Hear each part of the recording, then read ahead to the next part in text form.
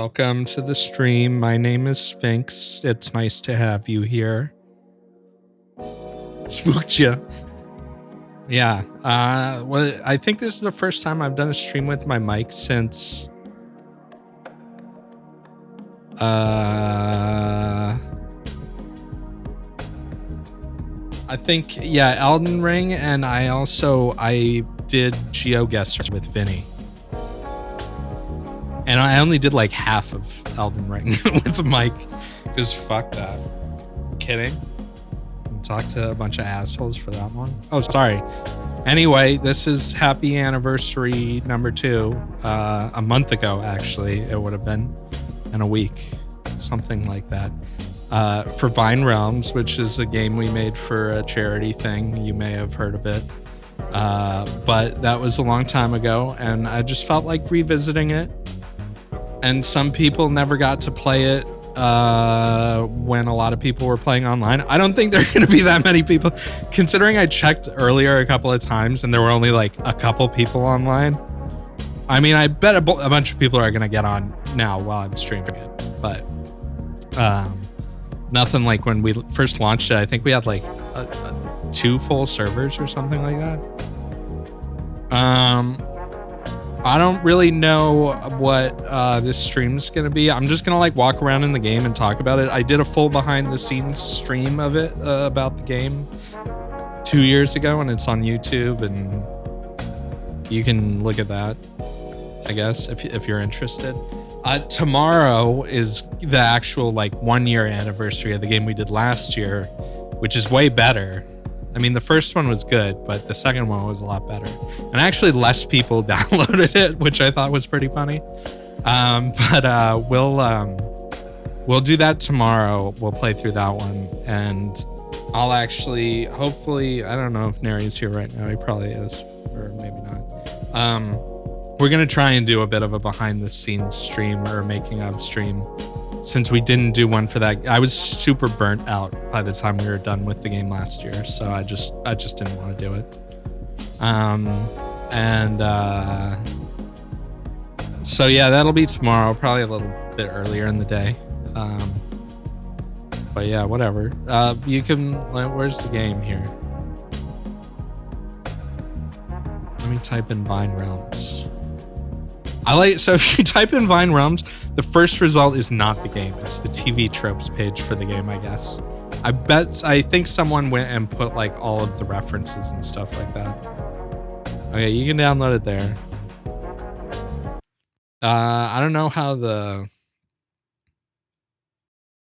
stream sounds. I don't really care, to be honest. Let's play a video game. What's this game called again? Vine Realms. I think this is the right version.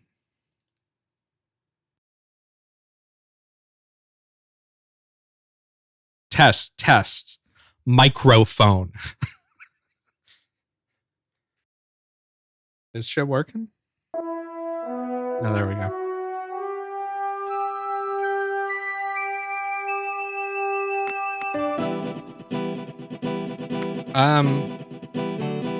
Oh, you can't change the audio on the main menu. Yeah, the credits are fucked up on mine too. There's the credits if you were wondering who worked on the game.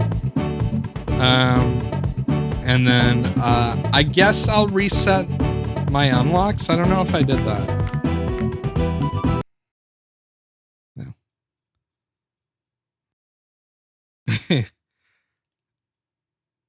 Yeah, I don't know what happened. Neri's gonna have to fix that, obviously, in this 2-year-old game. No, I restarted. It had to restart because I reset all my unlocks.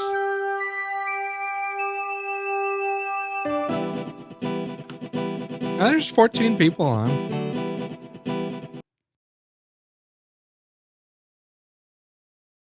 I mean, there's obvious reasons. Let's start talking about some things first. First off, this is a song I made. This is the only song I made. In Vine Worlds, I made a bunch of tracks for the soundtrack. But this one, and I didn't even make this. Bass made the melody and stuff, and I just re-instrumentated it.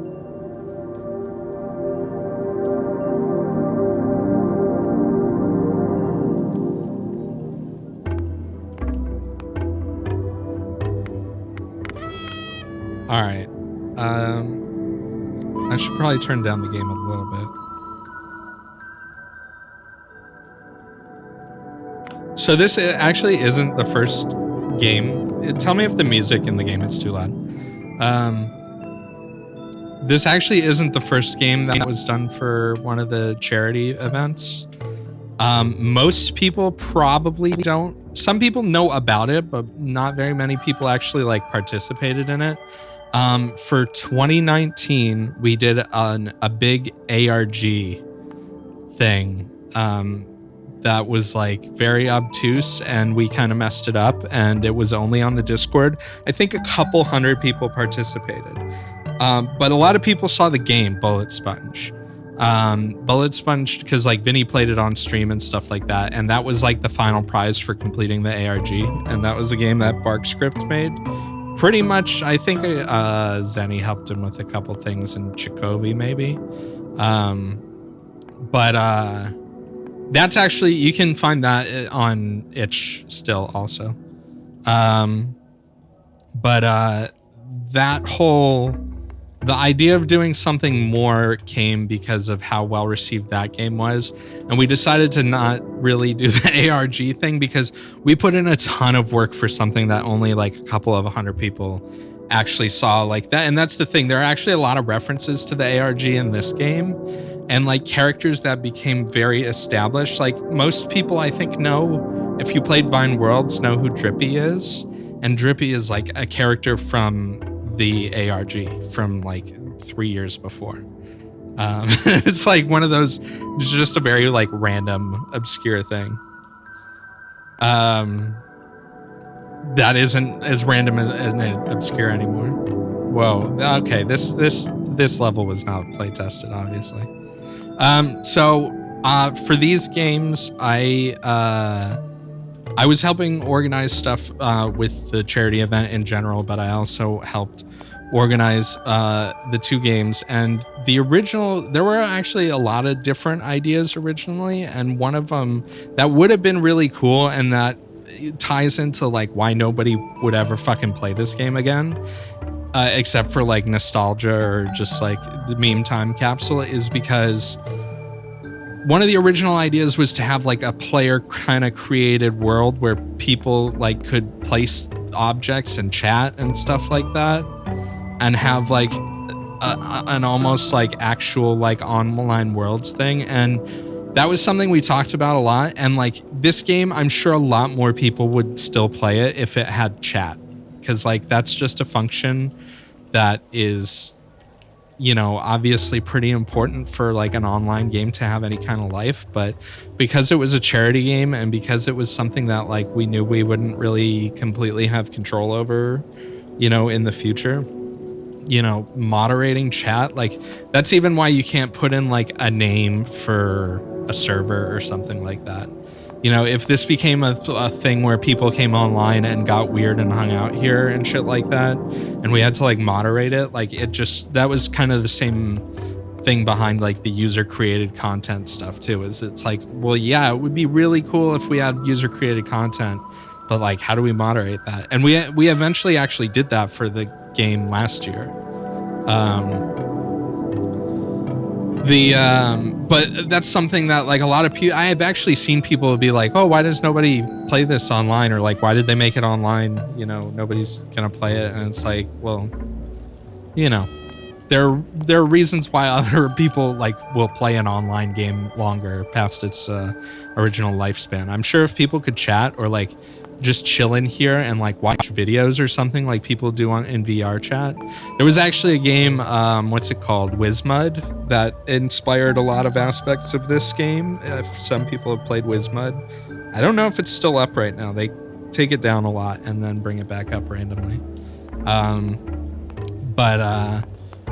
Yeah, I don't know. So basically, like, we started the charity event and I was busy with other shit, and then a couple months into it, we kind of like got together and saw where everything was at for the game. And there were a bunch of ideas, but not really much had been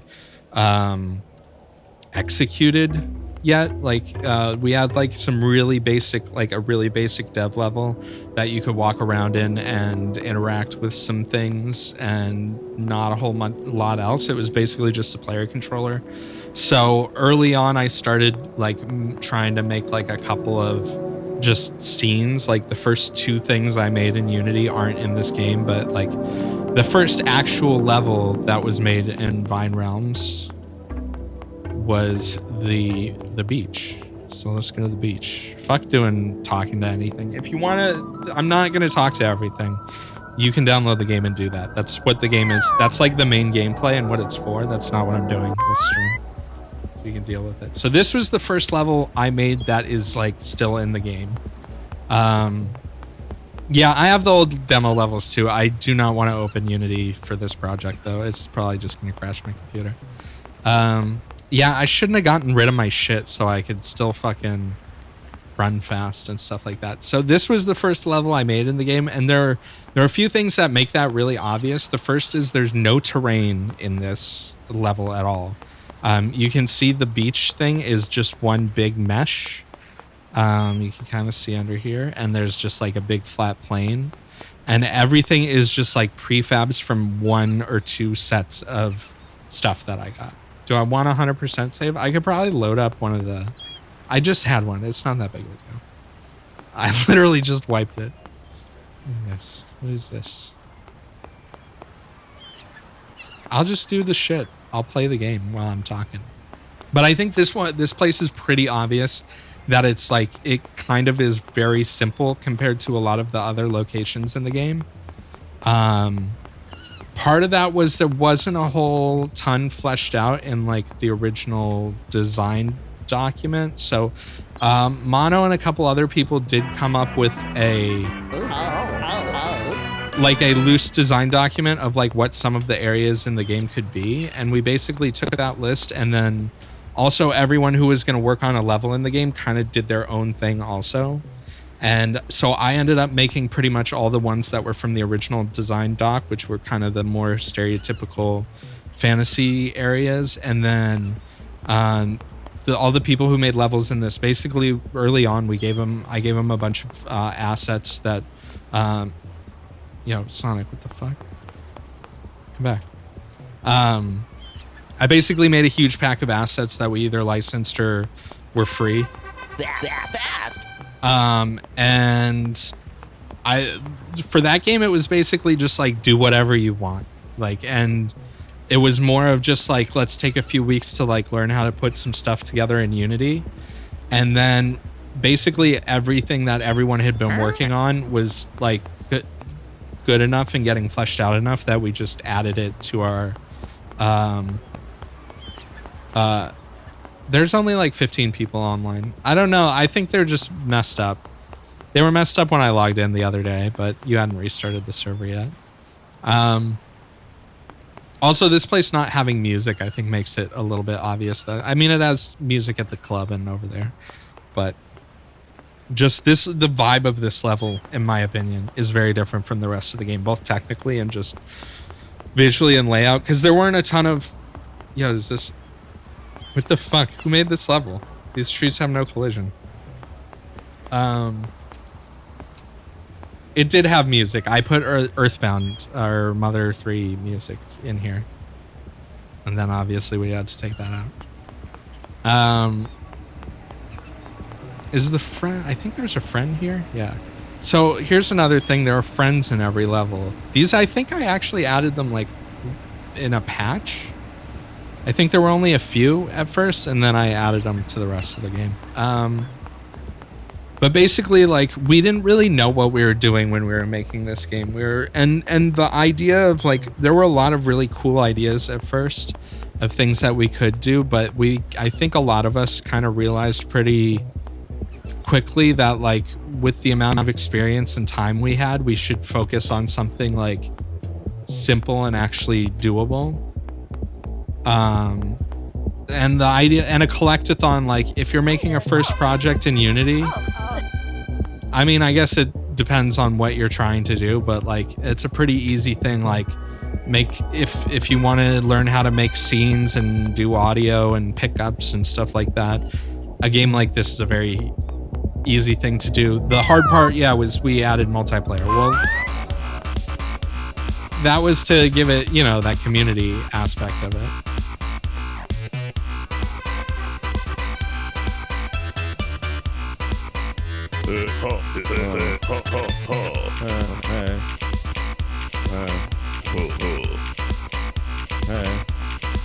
So this place Mono made, and he made everything. So everything I did in this game is like 100% asset flip, right?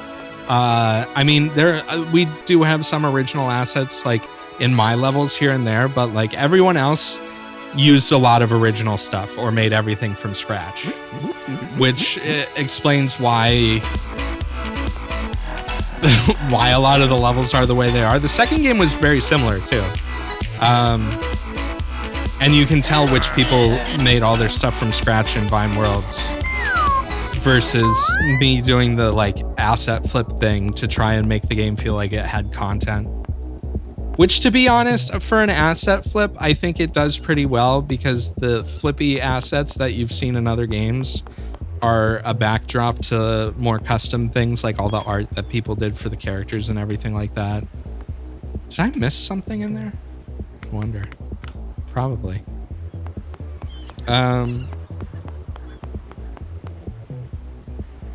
Like everyone's... Look at all the stragglers. Yeah, the characters are the glue. And the writing, too, was very good. I think the writing in the second game, though, is much more coherent. And, like, the world... Everything in the second game, from technical aspects to gameplay and everything...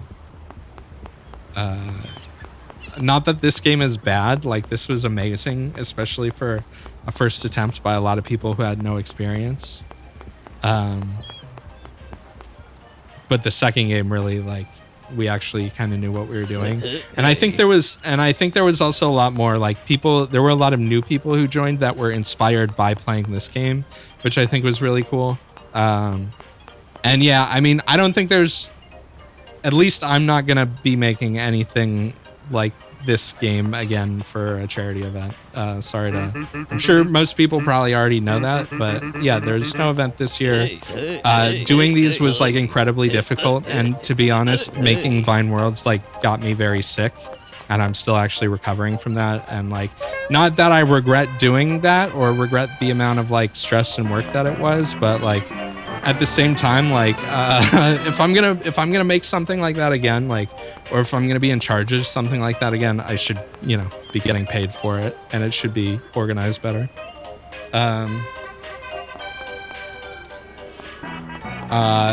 Not saying that I organized it poorly or that anyone organized it poorly. It's just this was a lot of work for like basically like 3 or 4 months. You know what I mean? 3 or 4 months of actual dev time and like two months of planning. You know, I would, if I was getting paid to do it, I would have gotten burnt out and sick too, probably. But I like for both games, it was like many like 12 to 16 hour days, like for a few weeks leading up to it, which was fine. I mean, I think it was worth it in the end.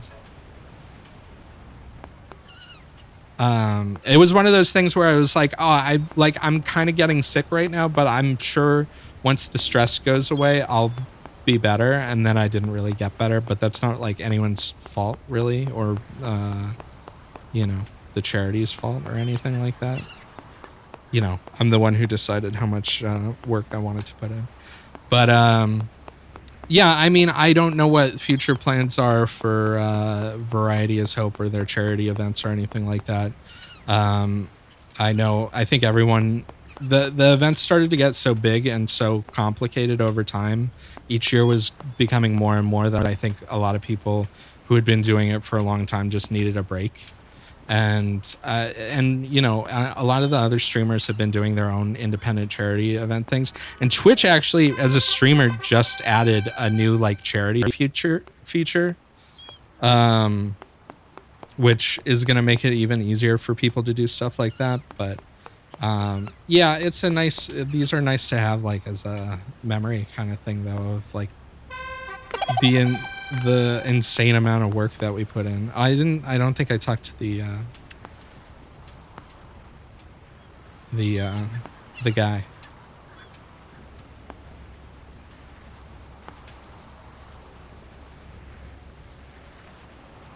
But I think I talked about it in my making of video, like the main thing. So basically I took over as, I guess you could call it like director for the game, as in like I started, or producer, I guess would work.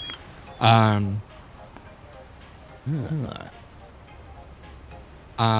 guess I did miss an email. I basically like started organizing all the scheduling. Like we put together a Trello board of like what every level needed to have in it and who was going to be in charge of doing it. Oh, I didn't talk to Lawrence. Did I? Yeah, I guess I did. What? Something's weird with the audio when you spam it in this game. I guess we fixed that in one of the other ones. This is a person. I don't know why this person is just standing here.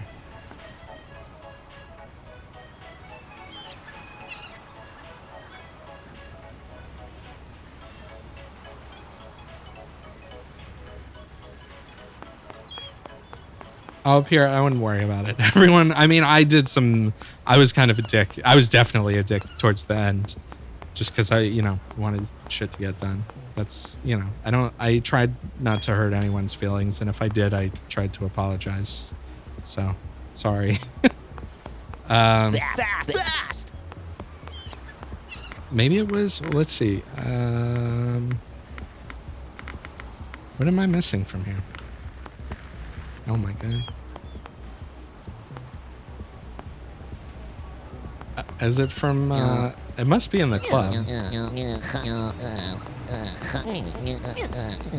Yeah, and the amount of people that actually work on these games, like, it was only a few people that worked in Unity on both games, but the actual amount of people that weren't working in Unity is, like, pretty huge for, like, what you would consider an indie game. I think on Vine Worlds we had, like, not including playtesters, I think it was, like, 22 people or something like that. Which, like, that's not like a small indie game, necessarily. Yeah, our workflow, I think, was better in the second game a little bit.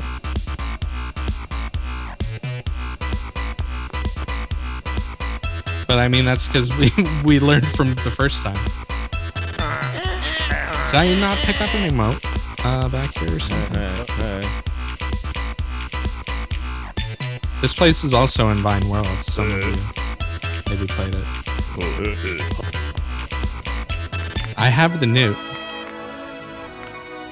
I can't even find emotes in my own game. What the fuck?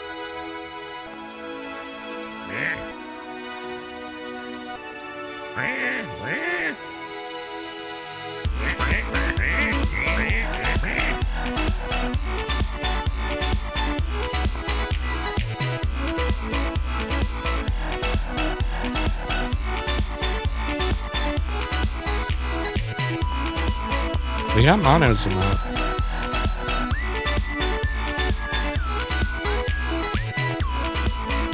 Yeah, it's the friend club.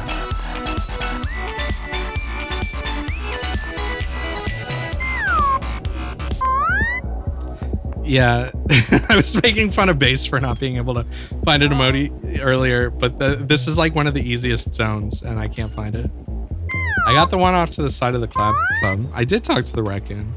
Maybe I didn't talk to it enough. I'm not reading the text. I'm just spamming it because I don't want to spoil the amazing gameplay for you guys. I got Sonic. I got the tourist, right?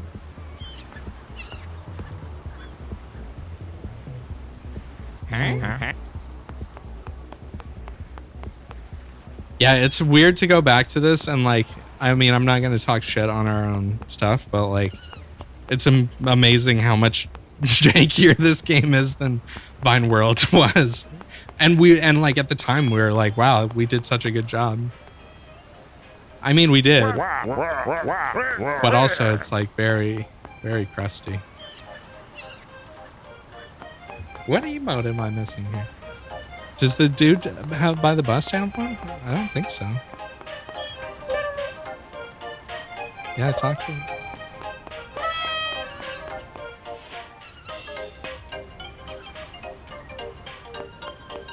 Also some weird like culling.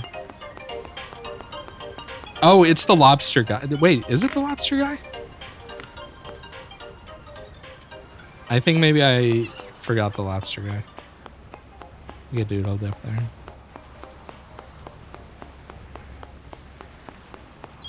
there. Oh, well, the skybox, there is no skybox in the forest. It's actually four images in a cube. And there's no top. It's there's no actual skybox. It's a solid color. It's you, right? Hell yeah.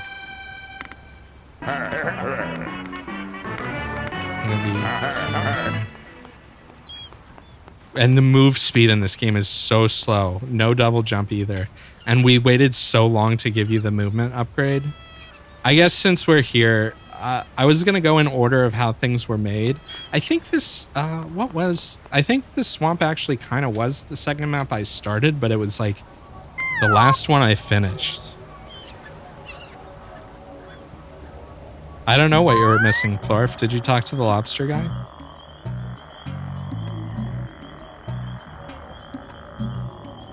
Yeah, the default move speed, it's incredibly slow. It's wild. How did this get through playtesting? Audio being weird there. Oh, that's because there's an audio zone right here. Get in the audio zone over where the frogs are.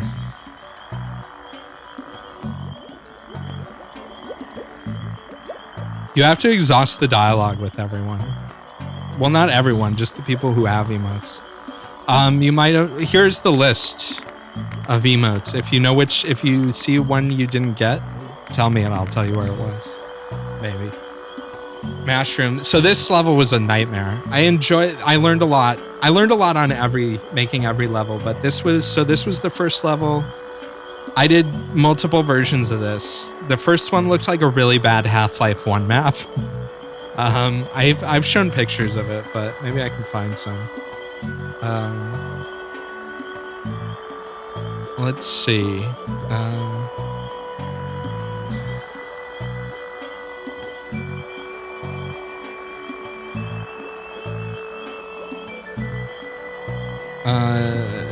See that here. Yeah, here's the original. So I have a few pictures here. This is the first map I made for the game.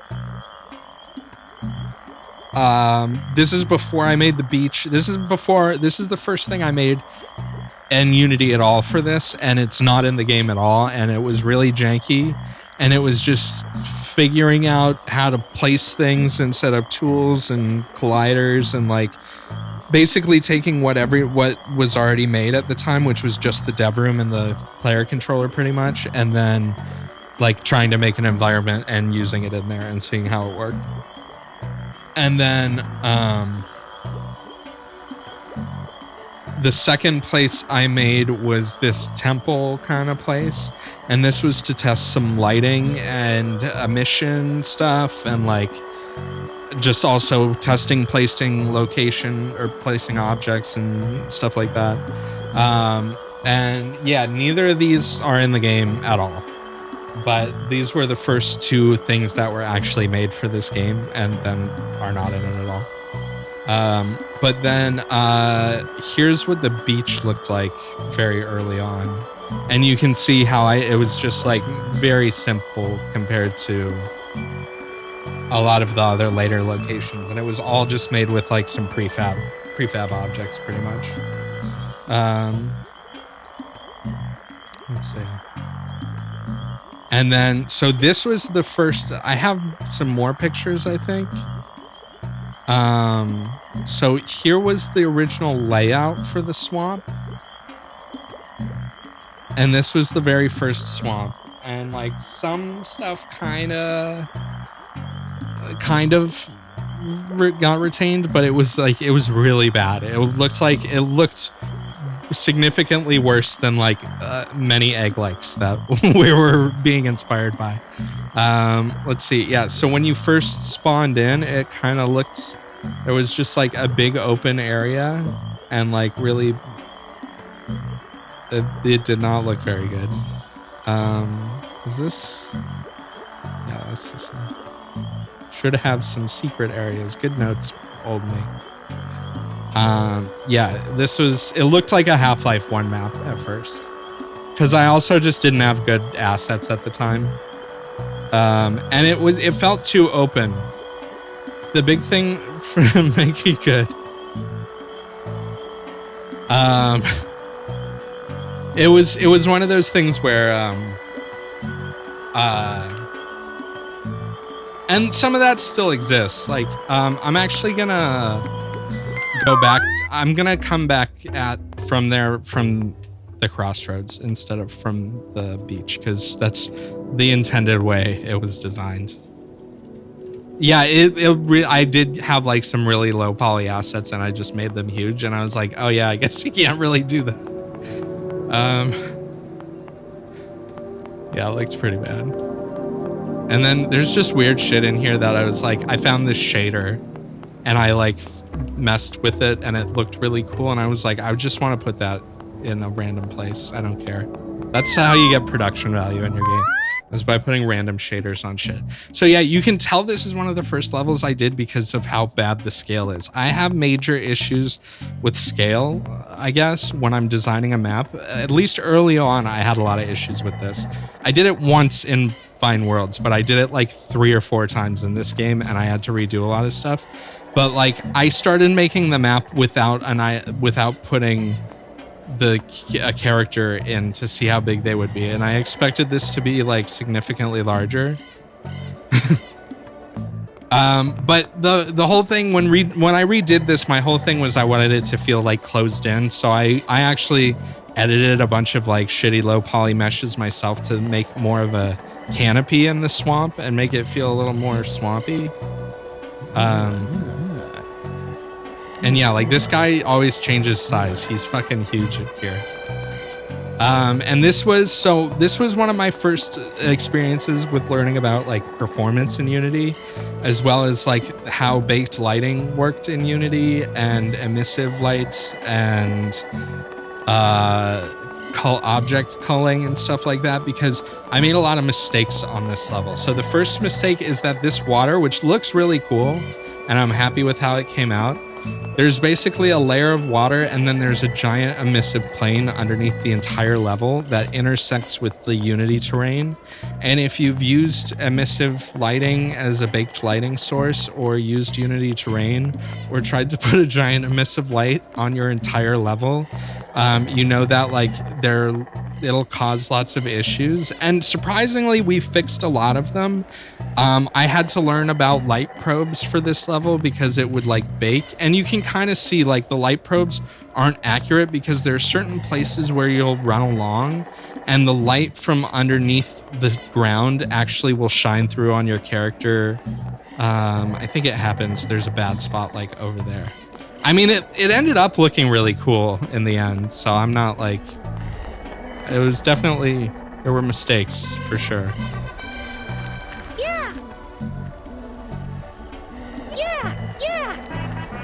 I like this little area. And yeah, so this was an asset flip asset. People were like, why did Nicolas Cage and Keanu Reeves in here? That's literally what was in the asset. It's weird to me too. And I almost went back and changed them, but I was like, I don't care. People will think it's funny. We also have drifting grass here. That's good job. Yeah, placeholder memes. Yeah, you can also tell the scale is off, like, with stuff like this. I guess, kind of. I don't really know. Yeah, so we did all the light mapping and stuff in this game with the default Unity light mapper, which is really bad. And you can kind of see, like, we couldn't really get better. Man, I could make these places look so much better now if we went back through with Bakery. But okay, so you can see the greenish light on my character here. And then when I go up here, it goes away. But then there are a few places. There's probably one like around here somewhere. There are a few places where like the light probes are wrong. And like your character will just like suddenly light up even though there's like no light around them. Like kind of like right here. But yeah, the other big thing was there's a giant fucking mushroom that's like the highest resolution thing in the game, highest poly count and everything like that. And originally when you walked through here, you could see there were a bunch of these trees up here were just lower down and you could see straight through and you could see like hundreds of these high poly mushrooms. And this shit would crash my graphics card every time. Like I'd be testing the map and the mushrooms would crash the graphics card. So we ended up like segmenting the level off and putting these big rocks here so that we could cull out all the mushrooms. There were just a lot of performance problems in general with this level. Put a ton of grass too. Oh boy. I mean, you live, you learn. This game having as many issues as it did really made it making the second game a better experience in a lot of ways. Because I think, especially with how ambitious some of the levels were in the second game, if I hadn't learned what I had learned about... Also, I like how this fruit is shiny. Like, most stuff doesn't have specular in this game. But then there's like this really shiny fruit. And so I just forgot to change the shader. Yeah, it's fake glass fruit.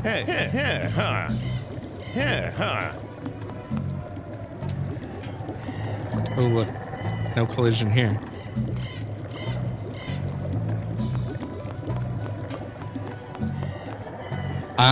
But yeah, I think there were a lot of things we tried to do with the second game that were very ambitious, and if I hadn't learned as much as I did on this one. Look at this. This is me failing with the prefab placer too. Look, there's like little floating grasses, and I had already put them down, and they were so hard to get, like, find and highlight and get rid of. I just left them. There's a lot of little tiny mistakes like that that are pretty funny.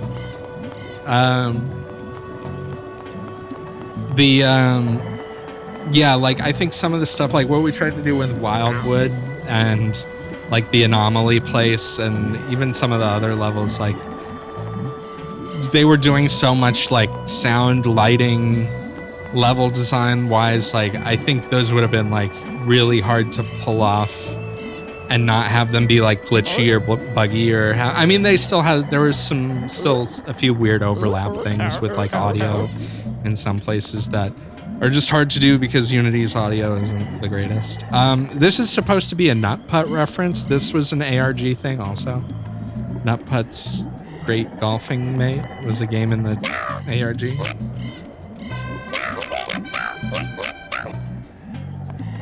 Here's another completely separate asset that I retextured, but you can also tell like a lot of the textures just like totally don't fit in this game at all. These are like this like low, crusty, like old PC RPG style art style.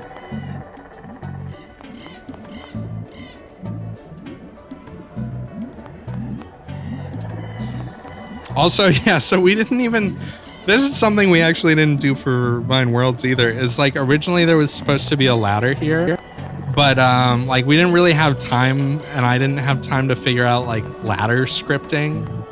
So I just put like a ramp out front, and then in Vine Realms or Vine Worlds, we had the ladders in the underwater area, and we didn't have time to put ladder mechanics in there either.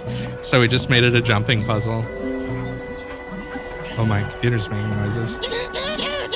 Here's the slime champ. There was someone who got concerned with me about making a based reference in this game at the time, because it was still very much 4chan vernacular and less normie vernacular. And someone was like, I don't know if we could put that in a charity game. And I was like, it's just a stupid joke. Nobody cares. And now, like, everybody says it, and nobody, I think, thinks about that at all. So here's Drippy, and he has G-Man dialogue. It's based on everything. That's what it's based on the hit video game Vine Realms. This is Drippy kind of looks scrotal in this depiction. And he doesn't like he's supposed to be a clone, I think. I think we had something like the lore is that like the real Drippy is the one in Vine Worlds, and like all the slimes you meet and like some of the other characters are actually the ones they like left this planet with the aliens that are in here. I think that's what our lore was. I'm pretty sure there's like a speed running spot too. I like these little, I should have reused these for something else. These little things. I'm pretty sure there's a skip. You might need like the speed up or something. There's someone who speedrun this game and was able to do like, I think 17 minutes for 100% or something ridiculous like that.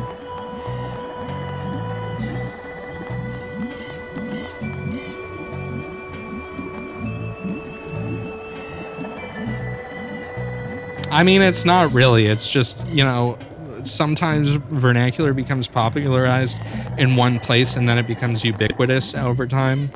You know, like plenty of Reddit slang has entered normal vernacular for normal people. Because it like people use it on like people who use Reddit or whatever go on to stream or make YouTube videos or work on actual TV shows and like put it in the dialogue and shit like that. I mean, that's how that shit just happens.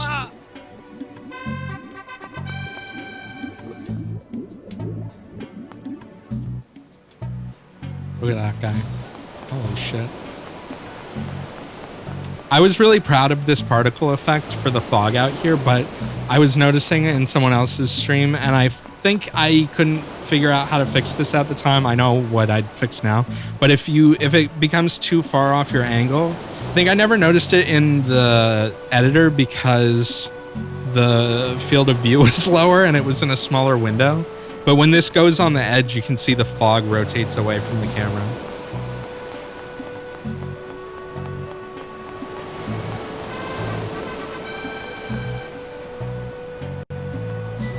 Yeah, so we have the alien guys. We'll go to the Vapor Zone I'm going to do last because I want the speed up shit.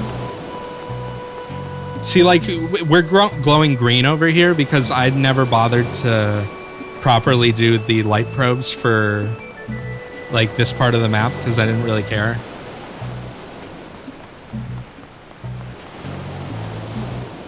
But yeah, that's the light on this emissive plane shining through the entire level. Very good level design. I mean, I like this level. I like how it came out, and I think it looks cool. But yeah, it still does feel very like Babby's. This feels like Babby's like second Unity game, not Babby's first Unity game, maybe. At least for my level design. Other parts of it are very good. Like the art's very good and a lot of other stuff. But I mean, so when I went to college originally, I went to school for computer science and then ended up not doing that. But I originally was in like a game design program, and I did do like some modding stuff, and I did an internship at Obsidian doing stuff for a Neverwinter Nights 2 DLC. And I did Neverwinter Nights, like we learned the Neverwinter Nights 2 tool set thing in the classes that I took there. And so I've like had some experience with game dev stuff, but that was like 10 years before making this. So like I obviously didn't remember a lot of the shit. Yeah, so here's the alien ship, which is also in the other game, and this is canon. I'm confirming it now. This is how all those characters in the other game, they are from here. They took the same ship with the aliens and a bunch of the writing and stuff. This is, I mean, it's a Commander Keen reference. It's the International Galactic Language, but it's specifically a reference to the ARG that we did the year before. So one of the things that we, did for the ARG is we had these code wheels that we made. There was a fantasy one, and there was a sci-fi one that with two different games that like show up in the arcade at the pizza place later, but one of the ciphers was basically the alien intergalactic language from Commander Keen that people basically had to go look up and find. Although we gave them a separate cipher without them having to go look up that it was from Commander Keen. It was an easy way to do it, but yeah, this is my original art for the code wheel that I made, and Jackal put it up as a thing on here. And same with like used the planets that were, this was actually all part of the like puzzles in the ARG, which fucking no one played, unfortunately. I'm still really bummed about that. It was unfortunate how that turned out.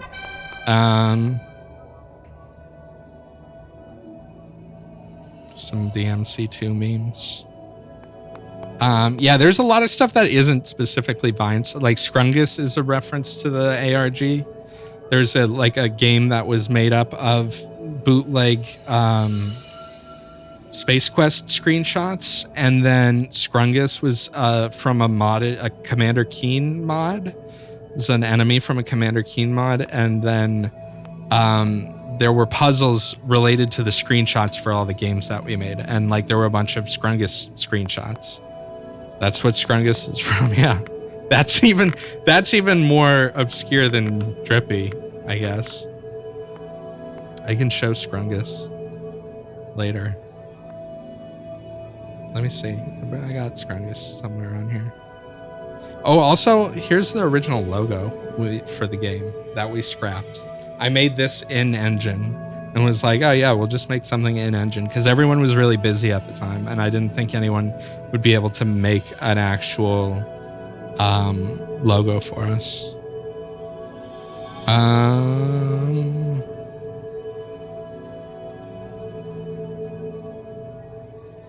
Let's see.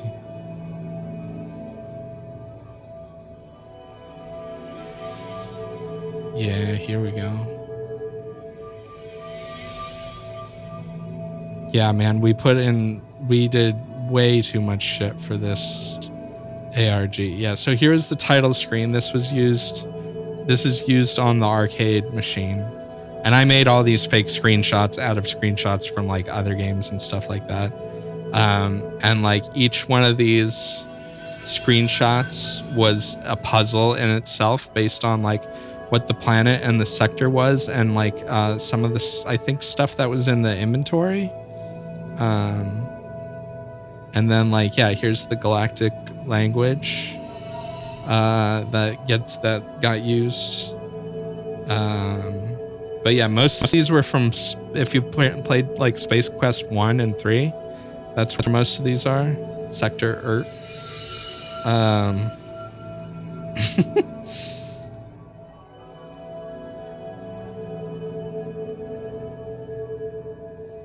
And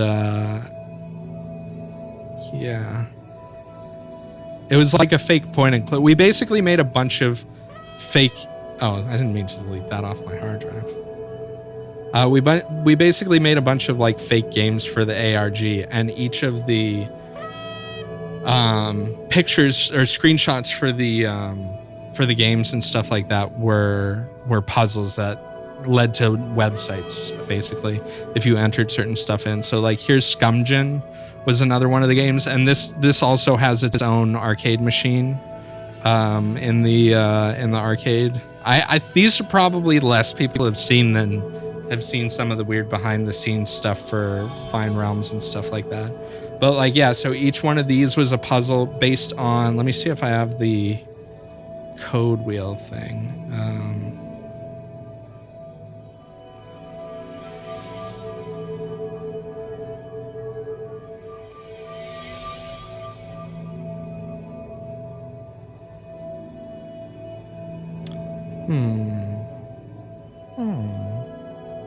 Man, there's so much shit in this ARG folder. Yeah, so the way the code wheel, so this is the Scumgen code wheel. And basically the way this worked is that you'd have to find the enemies that were in the screenshot, and there'd be two, and then you'd line them up, and then there was a word that would be spelled out with the cards with the cards at the top of the screen. So I actually have like cipher things for all of these. So that, yeah, this was like, again, only I feel like maybe 100 people ended up seeing and like playing all this shit. So like here were examples of with the Scumgen code wheel.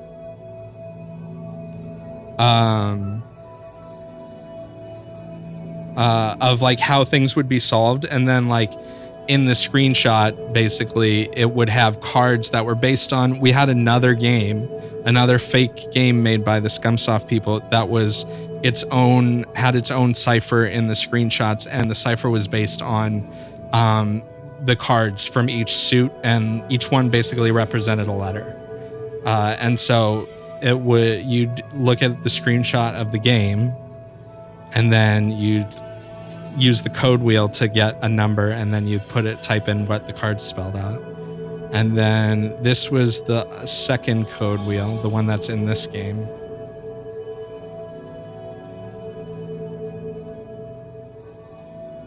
That's cool. Thanks, Samoro. Yeah, so here's the wheel that ended up, basically only the bottom part of it is what's in the spaceship here. But yeah, there's like a little guide here where like you'd get the planet and then the sector from the screenshot of the Scrungus game, and then you'd get the text that you'd have to translate, and that would translate into a series of like numbers or letters. But yeah, there's a lot of references to, I guess because all of us, that worked on the ARG also worked on this. So it was fun to kind of take all those references and stuff like that and stick them in for the handful of people that would see them or understand them. But for the most part, it was just for us for fun. Oh, what's with the fade distance on this grass? Bad PC, yeah, I know.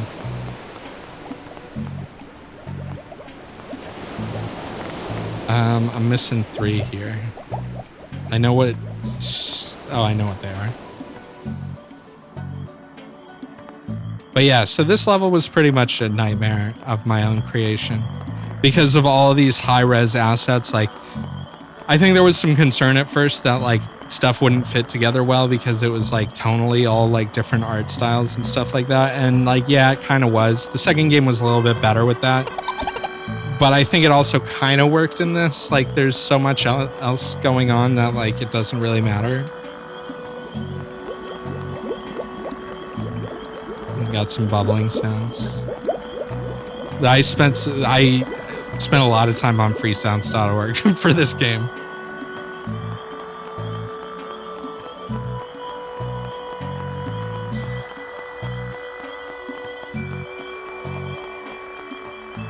Let's doodle dip over here.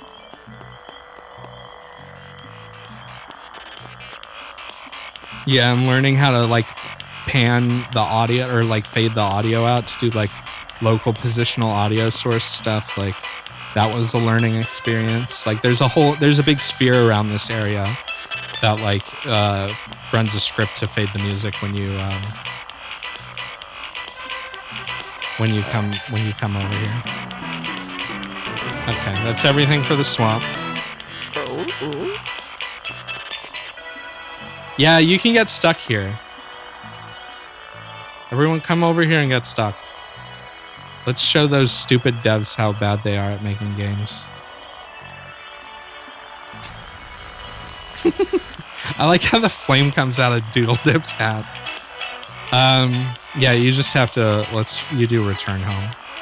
I also had a really hard time figuring out Unity's animation system at first for those iStock things that Mono made. I didn't realize how like prefabs inherited animation and positions and like how like local coordinates versus coordinates in the animation versus like coordinates in the prefab. I didn't really understand how that worked, and I literally spent like an entire day trying to figure out why the fuck those iStock things wouldn't just like animate where I wanted them to.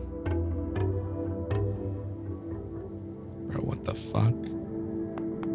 Yo, this game cursed.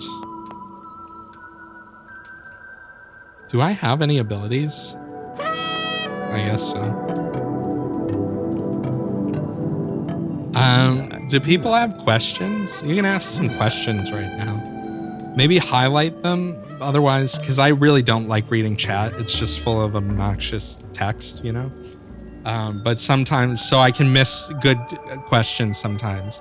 But if you highlight it, and it, obviously the more valuable comments are the ones that have the exclamation point that highlight in red.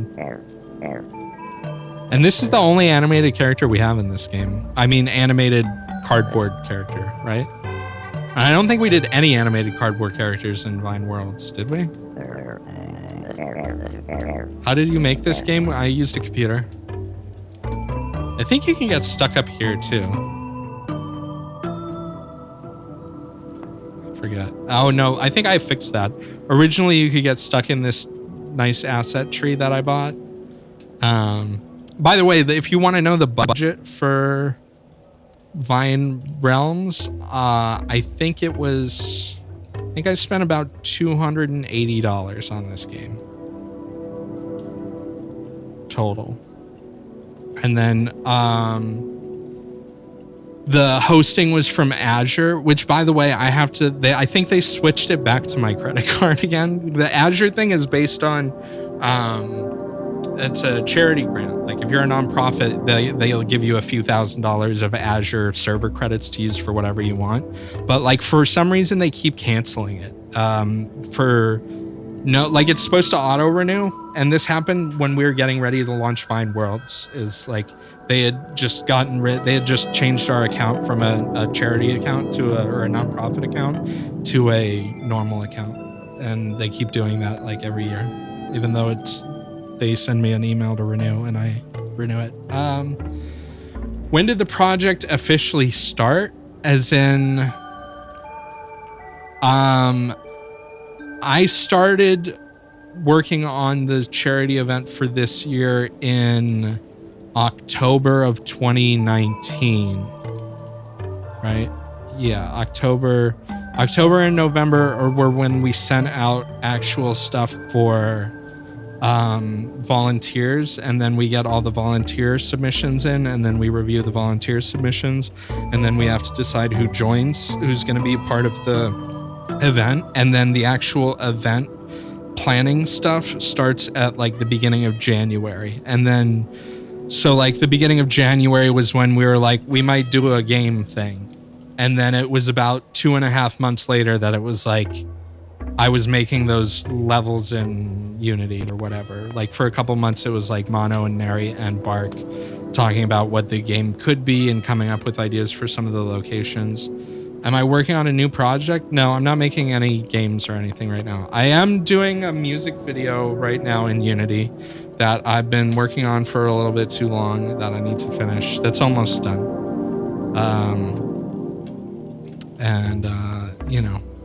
I'm a professional diners, drive-ins, and dives streamer now, and that's what I do for my fun. I'm actually trying to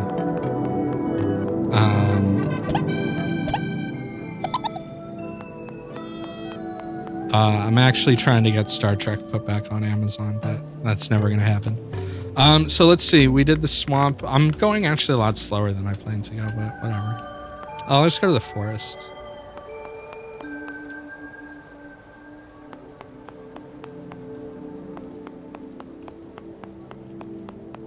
What's with the culling of those trees over there? Yeah, so the crossroads area, this area was actually the last area I did in the game, and it was like a week and a half before we launched the game. Surprisingly or unsurprisingly. And originally there were like a few different ideas for the crossroads, and like the early ones were pretty not that great. It was like, this was me first trying out like the terrain tool in Unity, and it was just basically a big like shitty terrain were there any plans to make a commercial game? No, me and Nary have talked about like maybe doing some stuff together, but I think all of us like have different things we want to do. And to be honest, like I think a lot of people would enjoy working together again, but in terms of it being a commercial project, that would mean it would need to be fully funded. Like if, let's say I was going to be a producer or like in charge of it, like I was for these, I'd want to be paying everybody from the very beginning a salary and like doing it 100% legit. And that would involve a ton of money. And I don't know anybody who has that much money or would be willing to do that at any point in time. Just remember, like I was saying for Vine Worlds, it was like there's no Vinesauce's Hope event this year. Sorry, I think it was Hootie tweeted about it, but yeah, there's no event this year. Everyone who was involved is personal life got in the way.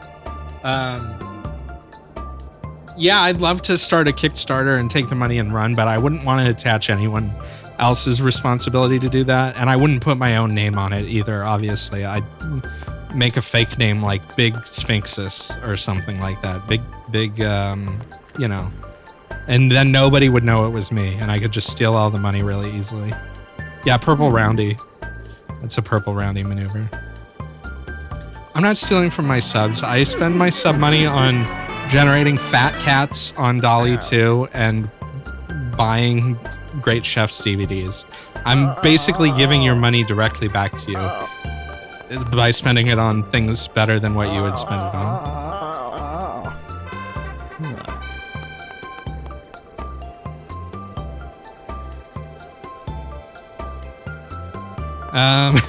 Here, so this was like the kind of the second area that I did.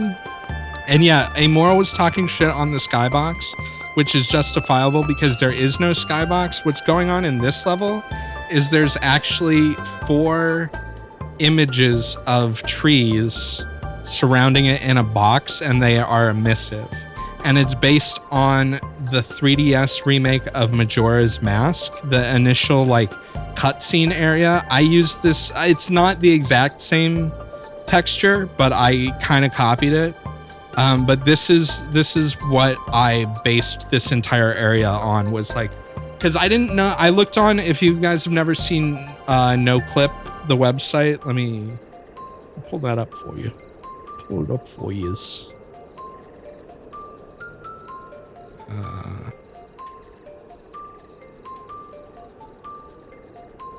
So yeah, if you go to noclip.website, if you're a game dev or if you just like video games, it's a very cool website that's basically like a free cam in your browser for a bunch of different games. And so when I was making this level, I was like, this isn't, it's not NoClip, the YouTube channel. They're also cool, but this is a different thing.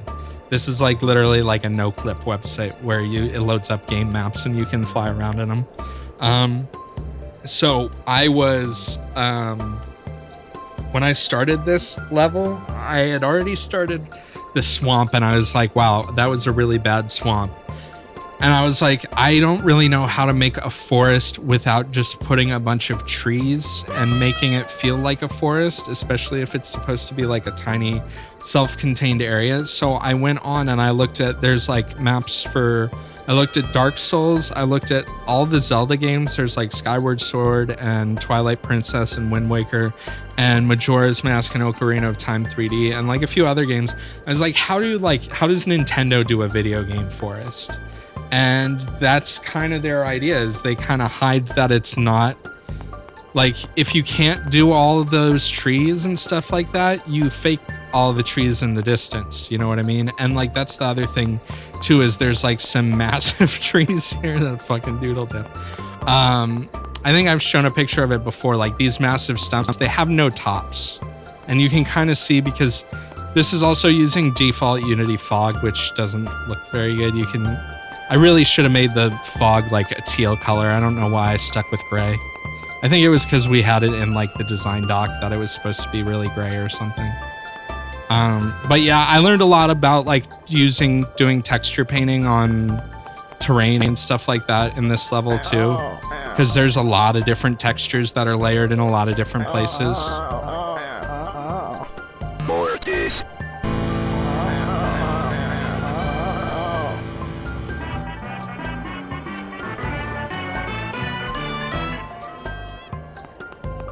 Spin. This level is super because it is the fucking just default Unity terrain. It's very easy to just like skip around this area by just like jumping up the sides of everything. And I didn't really bother. I was like, you know what? People are probably gonna get lost and confused. Like, might as well make it easy for them to like run around and find shit if they want to. I didn't try that hard to like block off progress in areas.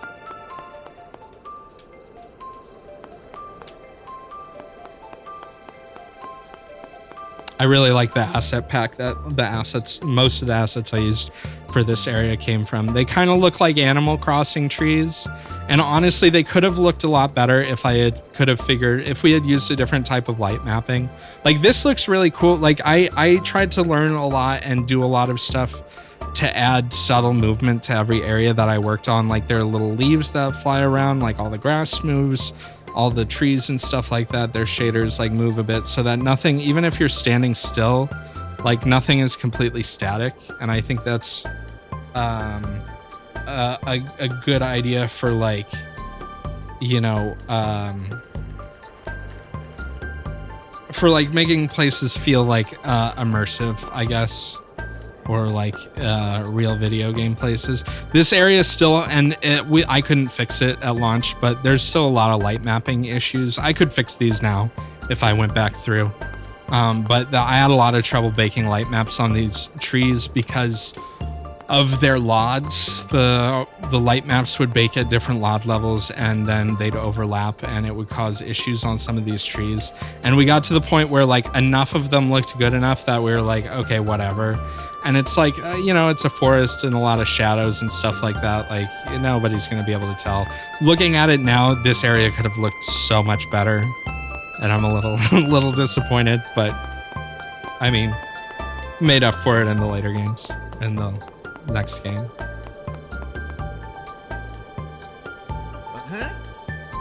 Yeah. Oh.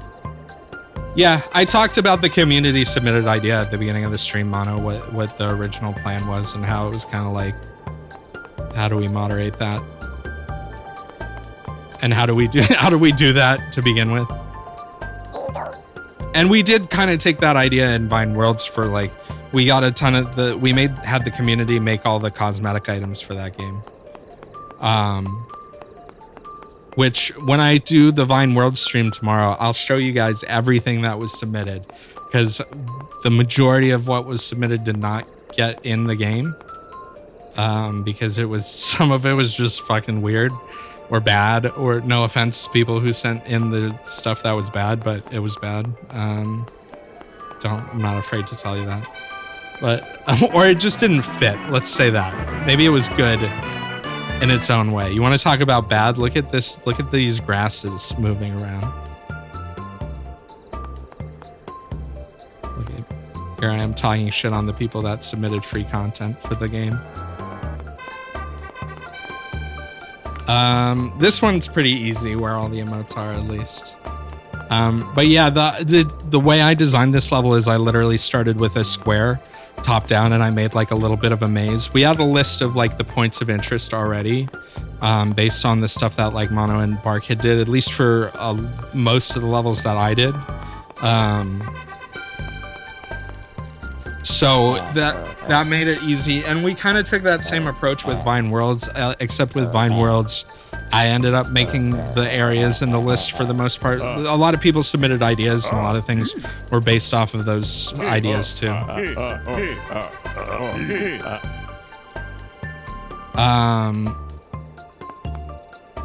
Yeah, running out of time, running out of room. Like, I think with Vine Worlds, there was like more than we could actually.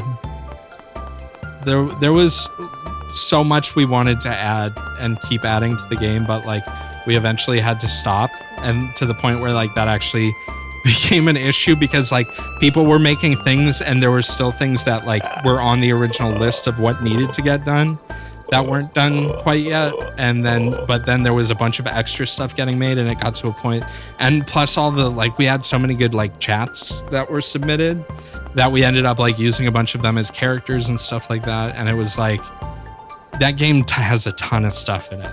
Like, and a lot of that's because of planning it out to like, you know, what are easy things we can put in where there's a ton of, like, the cosmetic items. On paper, it sounded like it was going to be a nightmare, and it kind of was. I manually adjusted because we made a system where basically it was like there's an anchor point. I should talk about Worlds tomorrow, but there's an anchor point for each object, and then there's like a template for the object itself and how it attaches to that anchor point. And originally we just like implemented everything together. There's the friend here, by the way. We just kind of like imported everything and we're like, let's see how it works randomly. And like a lot of stuff looked fine, and then a lot of stuff looked really bad. So for the cosmetic items for Vine Worlds, I actually went through every item and every attach point. I don't think I did it for every specific avatar. No, I did. So every item I manually adjusted the attach points, and then every avatar I manually adjusted the attach points. Which didn't take, I think it took me 2 days to do that for every item. It was less time than I was expecting, but like, yeah. Here's Ziggy. Ziggy used to look at you.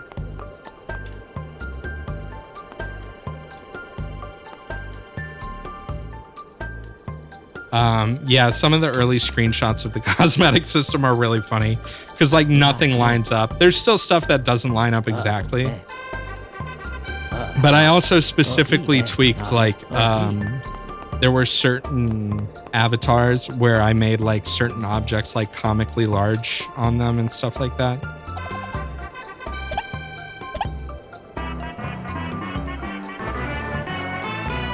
All right, well, there's the forest. I guess we'll do the cave now. This is probably my favorite level in the game. I think the Vapor Zone and the pizzeria are like actually the coolest, but of the ones that I made, this is my favorite map. So the cave is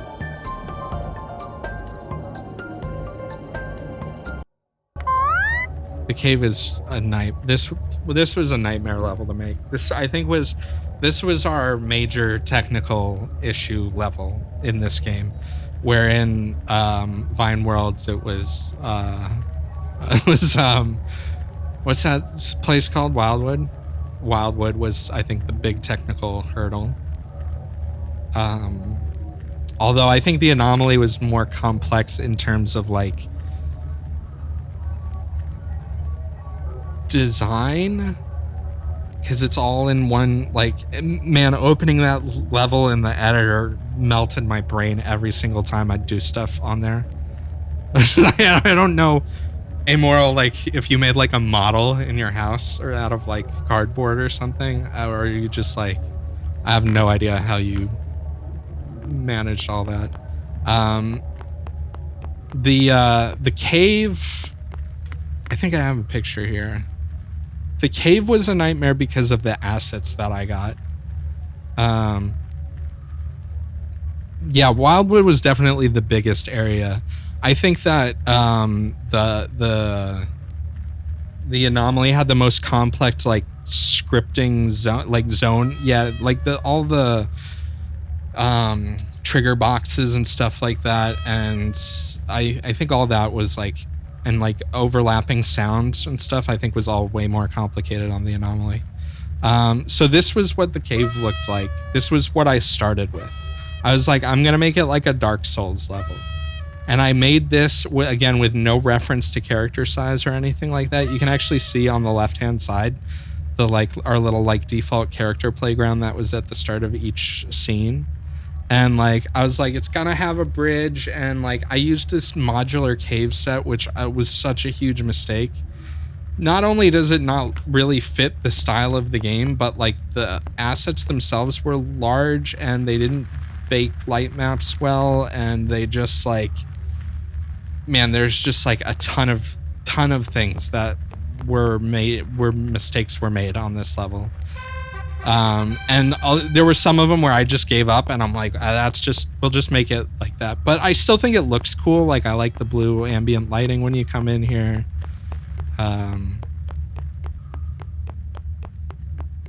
I like how there's no music and it's mostly just ambience in different places. Here's Zot. Yeah. Yeah. Doodle Dip has died.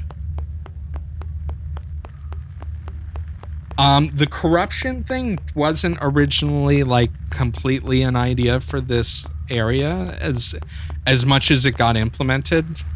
Like seeing stuff like this early on, that started to happen because I literally was getting like some of these rocks would just be baked completely solid blue because of Unity's default light mapper, like shining light through weird places where it shouldn't have been.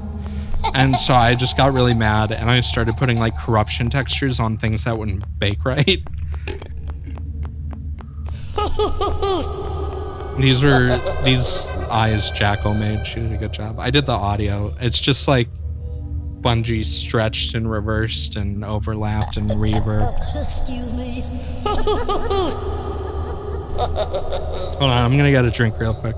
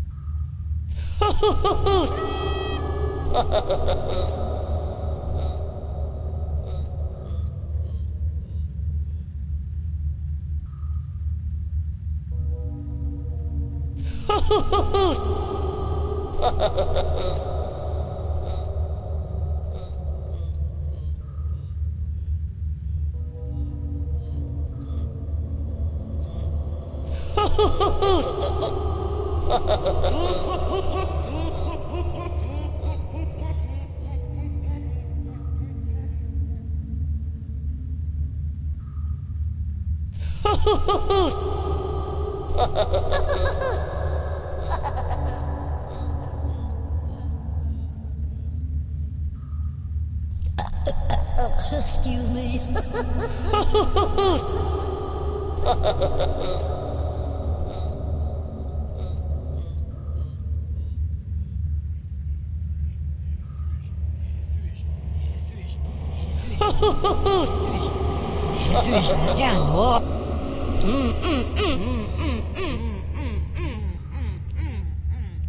Some of this shit sounds so funny backwards.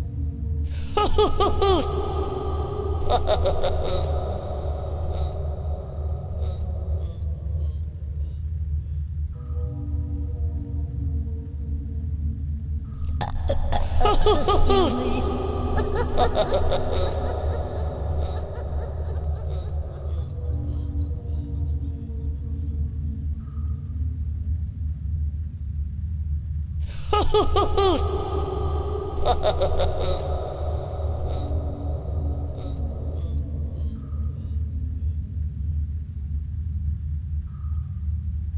All right.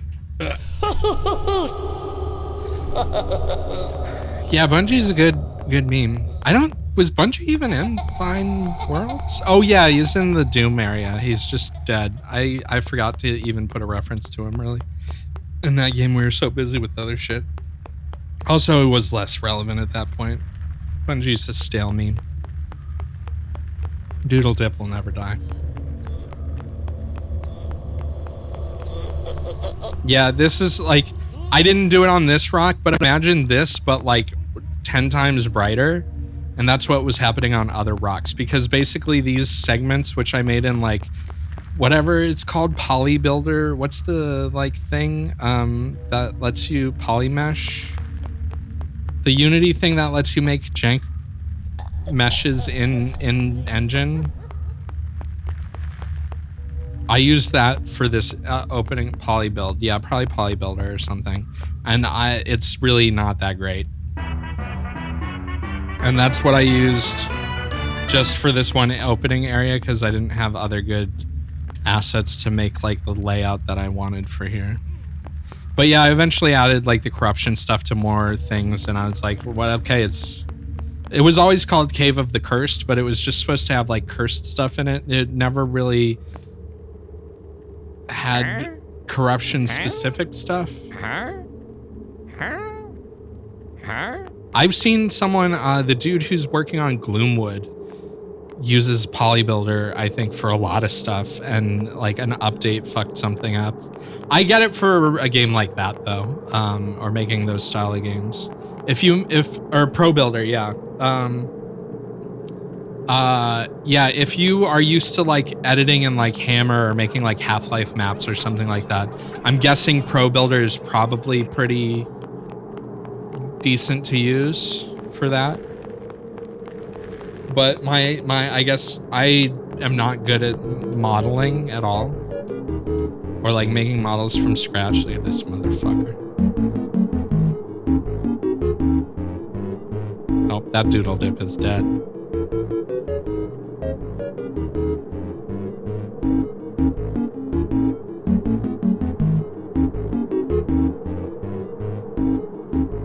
Yeah, I'm pretty sure you can export Pro Builder objects, but it's good. Like I saw it because he made a tweet about like making spiral staircases with it in his level design, and it's like a one-click tool, and you basically stretch it and scale it up to how you want it to be.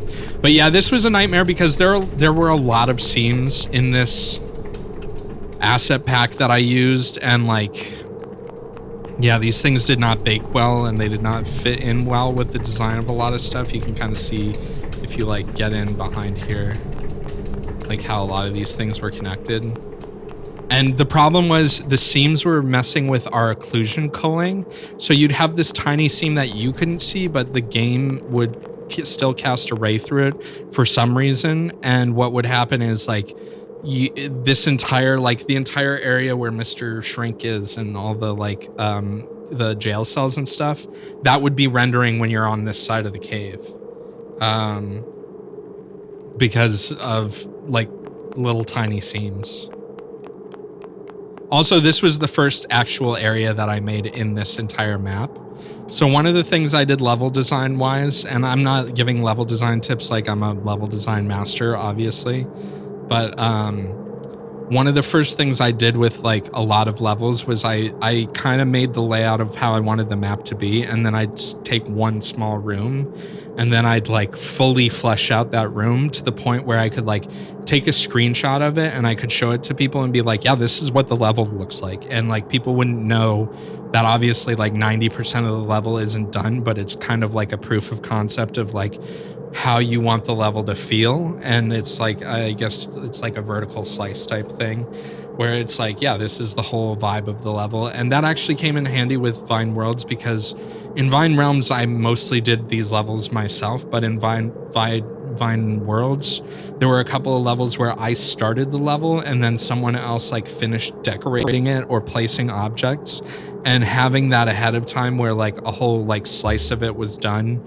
visually to like kind of show the style of it and everything really helped when you give it to someone else and are like, okay, now finish the level. They have like a thing kind of to go off of. Also, I think the fog is broken. No, maybe it's not.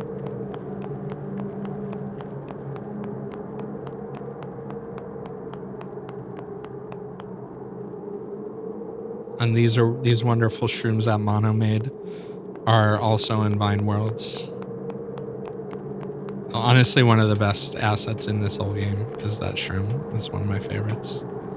Okay, we got the centipedes here. This was a bit of a nightmare because I couldn't get the animations on a lot of the centipedes to work properly because I didn't understand Unity's animation system. And we were running out of time by the time I was like coming back and finishing this area.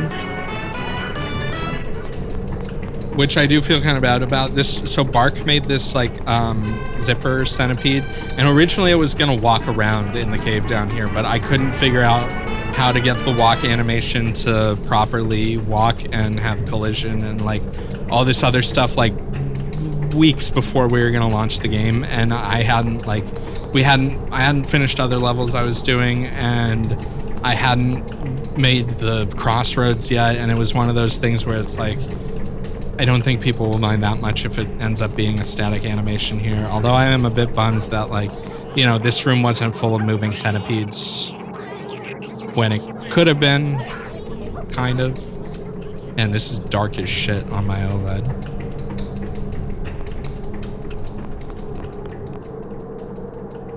You don't know how to get anywhere else from the hub? They're like portals. My guy.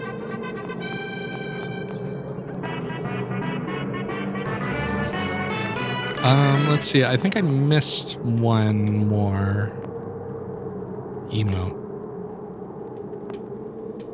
The vapor zone, you can only get through to from the there's a secret way of getting to the vapor zone from the from the start. The cave you can only get to from the forest or the vapor zone. That was another thing we talked about a lot too, was the actual like layout of the levels. And we kind of did in Vine Worlds what we ended up talking about originally doing in Vine Realms, which was you just have a hub and each hub connects to an area. But we ended up for this game making it kind of a little bit more like an MMO.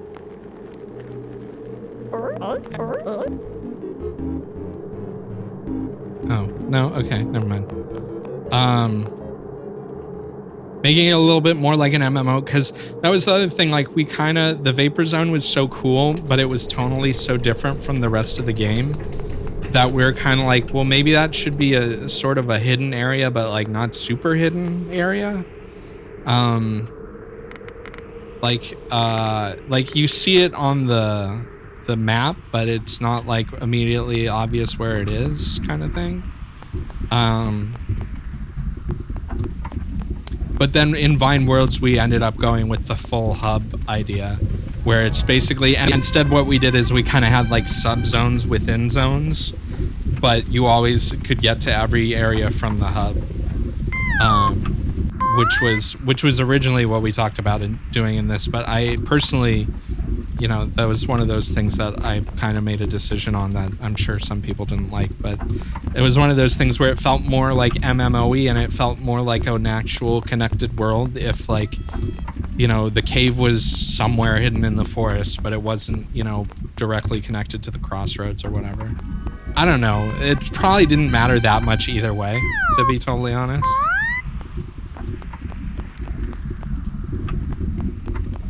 It might have been easier to find your way around places, but maybe made less sense in-game wise. I don't really know.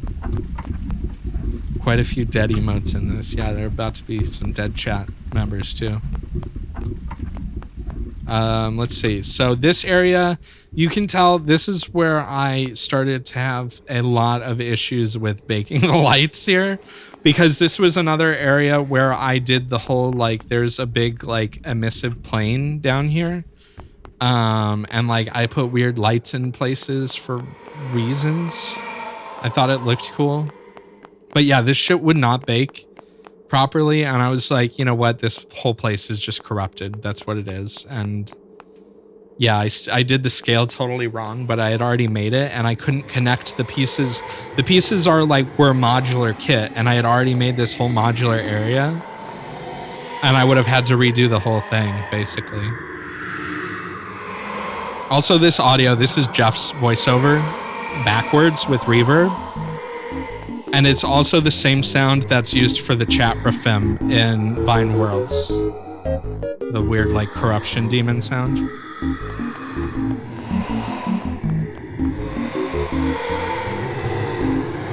I mean, if we had used Bakery on this... What the fuck? Where did he go?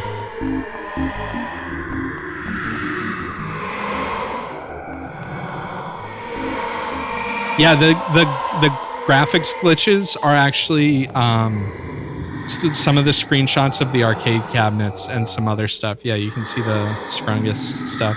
I was showing a bunch of that earlier. Oh, you were here for that part, Mana.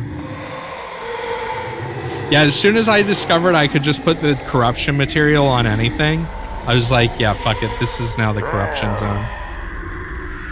Because, yeah, I built this whole area with the prison and everything, leading all the way up to the lava area at one scale. And with modular pieces like that, unless you do it a certain way, you can't just, like, select them all and then scale them down. They won't fit together anymore.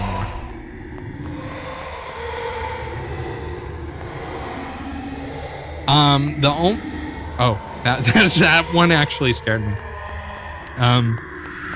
But the one major scaling issue I did in Vine Worlds was the desert. The original desert was like 1/3 bigger than the one that ended up. So the original one was too small. That someone else did as a rough draft, and then I went and kind of like redid it, and then I made it too big. And then I took the entire thing and I scaled it down by 1/3 because it was too big. I think it's still pretty big, but I think it works. It's supposed to be a whole planet in one level. You know, it's supposed to be kind of big. It could have been bigger, I know. Desert, I'm sorry. Where's that rat?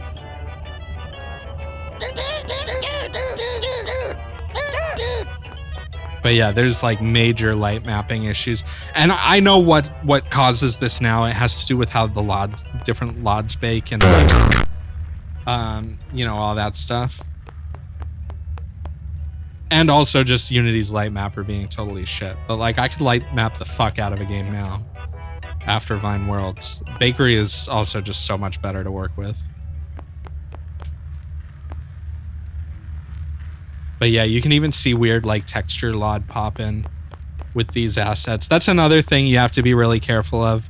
If you buy assets to use in your game, which is I think is a totally fine thing to do and a very good thing to do if you don't have experience, you need to learn how the original dev set them up,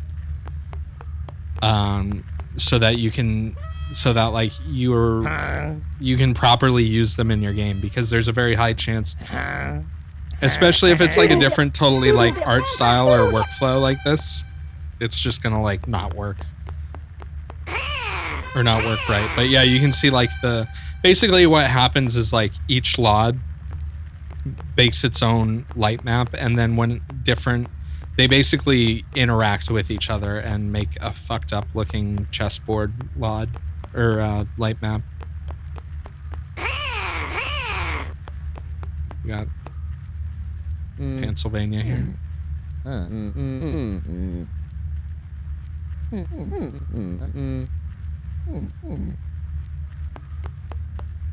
Where's Kirsty? Yeah, I forget why his highlight and his interaction doesn't work when you get close. It's like there's a sphere, and it's because he's a weird model. It's like the outline script. Crispy was like, some of the things in the meme dungeon here were like the last things to get added in this area. And that's it for the cave. That's all there. So let's go back home and we'll go to the vapor zone so there's by that rat over there. You can get in through the pizza place, but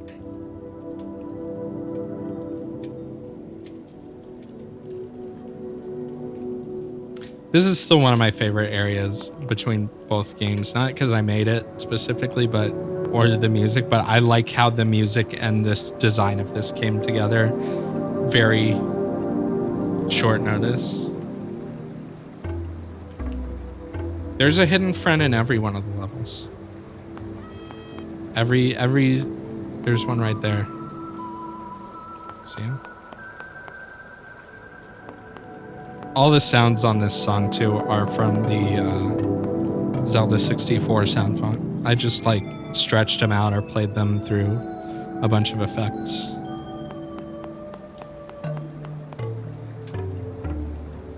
have speed up yet? No. But it's just supposed to be like, Bass gave me the melody for the title scene, and it's just supposed to be like an unsettling, unnerving, a lot of Zelda inspiration in this game.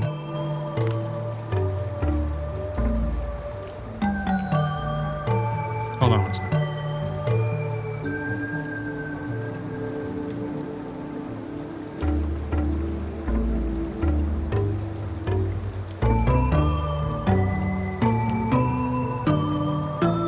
Yeah, you gave me the MIDI file and I made this out of what you gave me.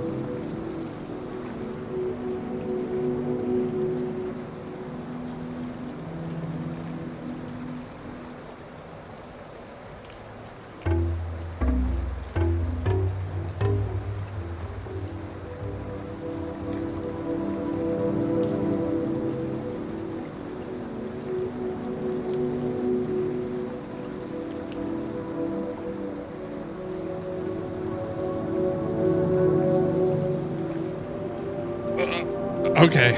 I was just taking a sip of my drink there. Yeah, this was the very first when I started making the Crossroads. This was all, and this was like 10 days before we launched the game. I was like, let's make a place. And obviously half of it's like missing, but that's how it started out.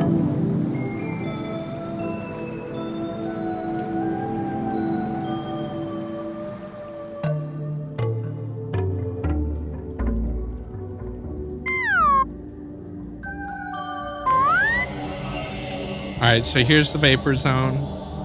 You can get here from the swamp, and oh yeah, you can get here from the swamp, and you can get here from the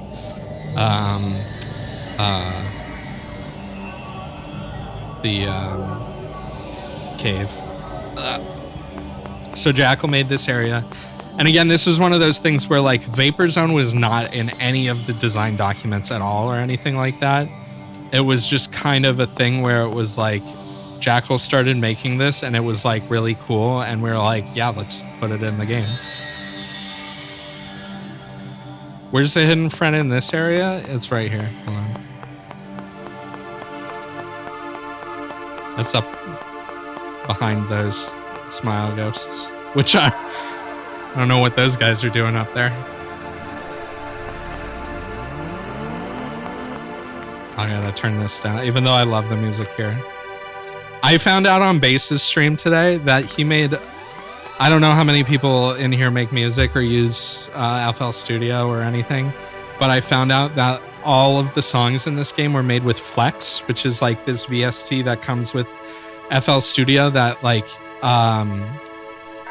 is basically like preset instruments with macros. Like they aren't like a synth like where you start with an oscillator and you like make a sound from scratch. It's like, it's more like general MIDI sound font kind of things. Yeah,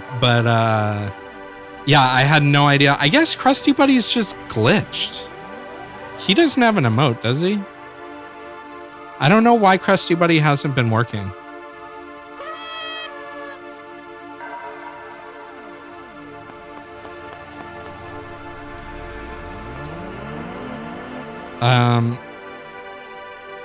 Yeah, Jackal did a great job, and you can tell like it's the same with Vine Worlds. The levels where people like took my asset pack and were like, okay, I'll use like 2 or 3 things from there, but I'm gonna like make everything custom. Like those are always the places that are way cooler than like my generic ass levels, which were on both on Vine Worlds too. I mean, my shit was mostly just asset flips. Whereas everyone else like that made levels, like a lot of their stuff was just like 100% custom.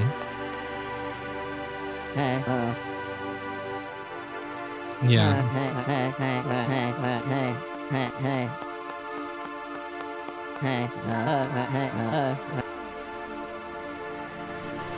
What's up?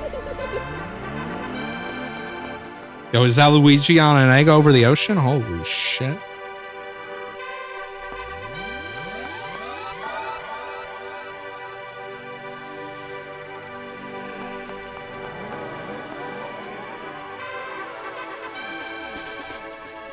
How close am I to getting the fucking speed up? Jesus. I guess I should have done the desert first. Whatever. We'll do the desert and the kingdom last. I guess you don't really need it to get through here. Okay.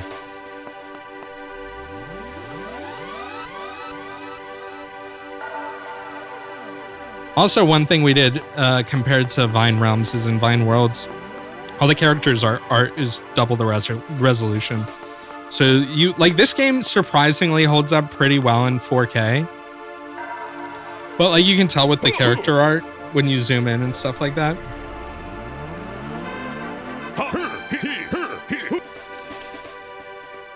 But yeah, Vine Realms or Vine Worlds. I mean, I played for the first time on my. I didn't have my big 4K display. I have like a 48-inch 4K TV as my primary monitor, and I sit like a foot and a half away from it. It takes up like my whole view. But I only got it after we finished Vine Worlds, and it's crazy. Like that game looks really good, like in 4K on a nice display. Yeah, I mean, the thing about making another game, and I think Neri would probably agree, like some people that I don't think worked as much on all of the games would probably be like, yeah, I'd be willing to like donate some of my time to like work on a new thing. But like, yeah, it's just like, I wouldn't want to make something if I couldn't pay everybody who was involved, you know? And as far as things are right now, there is going to be another charity one. So, I mean, if there might be in the future, different charity or different people. I have no idea.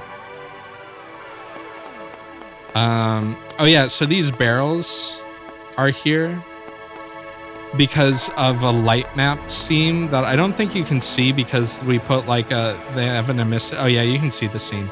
There was this really big ugly seam when you baked the lights in this level, and you could see it from like really far away. So we just stacked the barrels there to hide it. That's there. You'll notice in this game, there are a lot of things where like it was like broken or janky, and our way of fixing it was literally just to like stack some shit in front of it.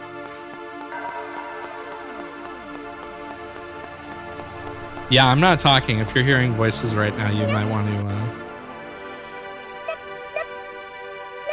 There's not even a stream happening right now, to be honest. If I'm being honest with you. You might be on drugs. Yeah, I'm on drugs, even though I'm not real.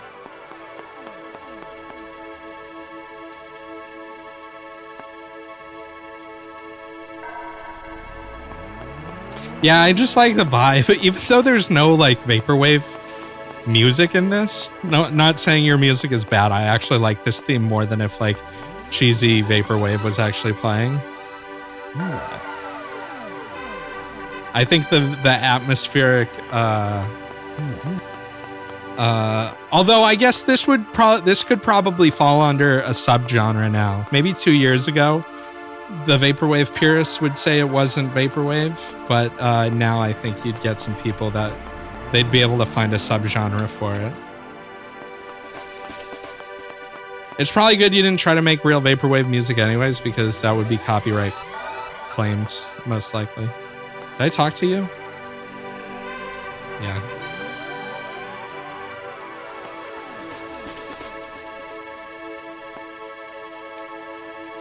Yeah, a lot of people didn't like the Tamagotchi reference. Whatever.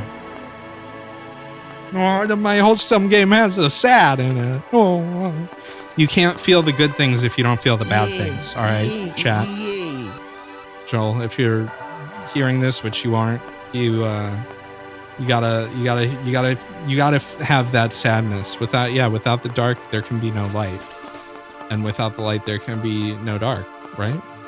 So that's the duality of Speed Luigi. Let's see. I think the rest are in the pizzeria.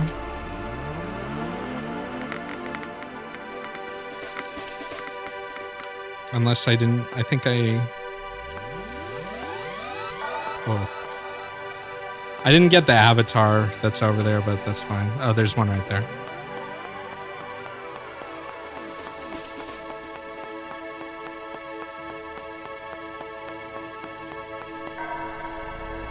Yeah, me and Neri actually talked not that long ago when we were talking about doing a fun event for revisiting these games. It would be really cool to be able to release like the source code and Unity projects for these games, but unfortunately, number one, that would mean like getting it okayed with everyone that was involved with these games, which would be kind of hard. But also, we used paid assets. They're like all the code for the networking is paid. Like, as cool as it would be to release all this stuff in here, and let people like mod it or like make their own, like that's kind of what I thought would be fun, because like people are gonna, there's no real reason to revisit these for a lot of people at certain points aside from the occasional nostalgia. Like there's a fake rat and are they both fake?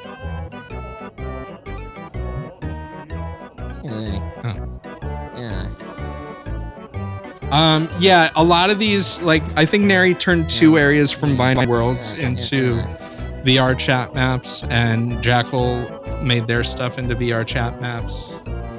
So, like, some of it exists in that context. It's, like, a cool place to chill.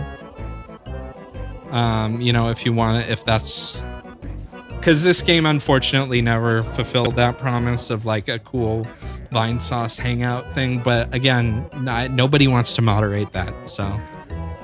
nobody wants to be responsible for it. So you can do it in VR chat, and then it's just a setting, and like we don't have to worry about it. Yeah, this is great. Eventually, I mean, this is in the second game too, and this got moved to make room for the Goblin Theater.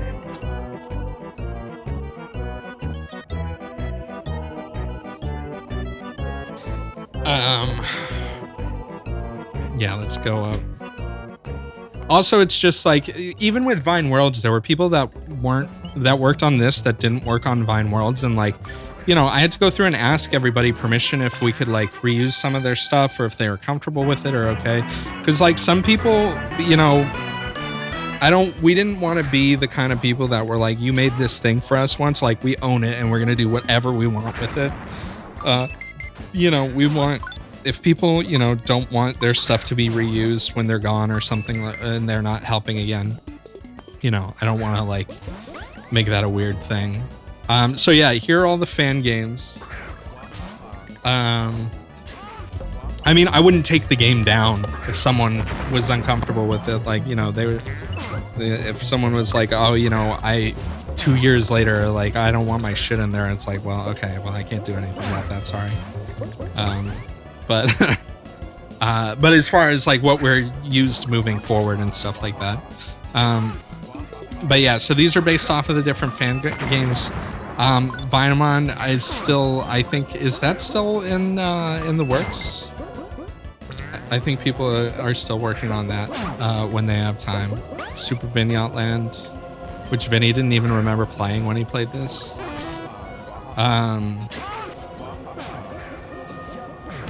Yeah, so here's some of the ARG games, like the Funky Scrungus game, which I just showed pretty much all those screenshots.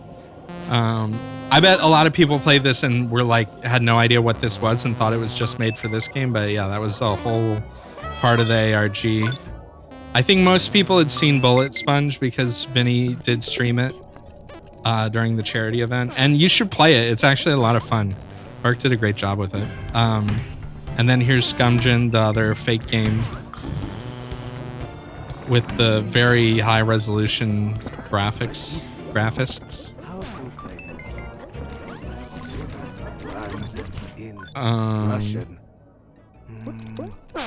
Oh yeah, and this is Jackal's Resident Evil 2 run.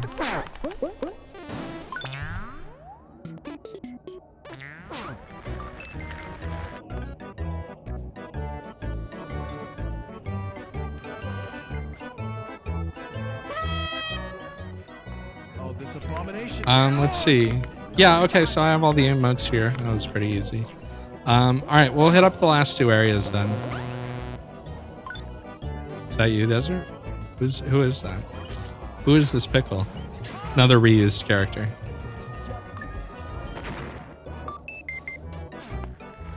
Oh, hey. Yeah, I mean, today's the day. If you want to play with other people online, today's the day to play it. Tomorrow we're gonna do the other one, Vine Worlds. But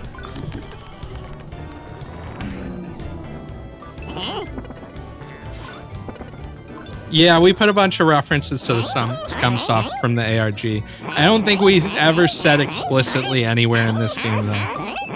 God, that voice.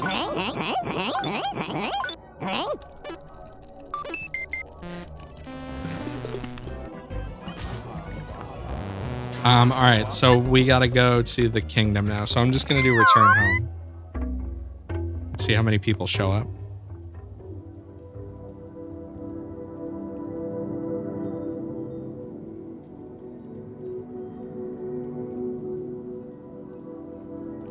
Yeah, Desert, that one was pitched up.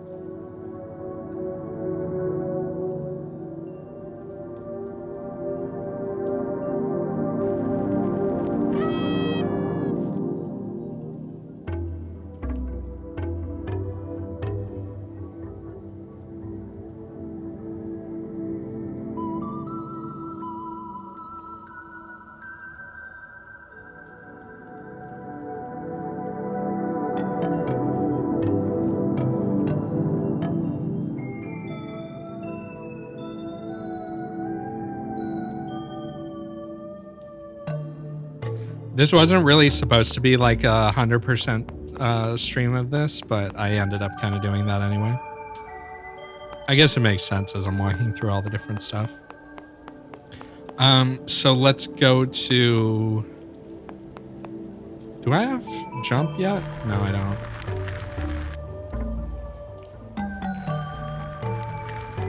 I like how on the slime the fire shoots out above his head. That's some QA right there.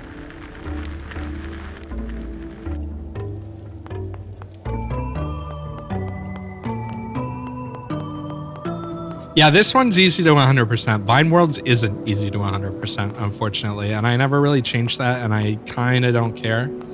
You can get 99%, 99.9% easily in Vine Worlds, so I'm good with that. And you can still get the 3D doodle dip. I think finding the emotes is actually easier. I think they're more obvious and the levels are better designed in Vine Worlds for finding things, but it's just a lot of game, and there are a lot of emotes, but I think some of the shit is more weird and obscure to find in this game. I guess it depends on the level. Like, also it was like my, you know, Mark. a lot of our first times making stuff, and so some level design was better than others. I think Zenny did a very good job with the desert, making like little platforming courses around the city, compared to the desert that I made in the next game, where it was just fucking massive and you just get lost, but it looks really cool. Yeah! Yeah! So you can tell what my skill set is, and it's not actually a good level design. I like these little guys.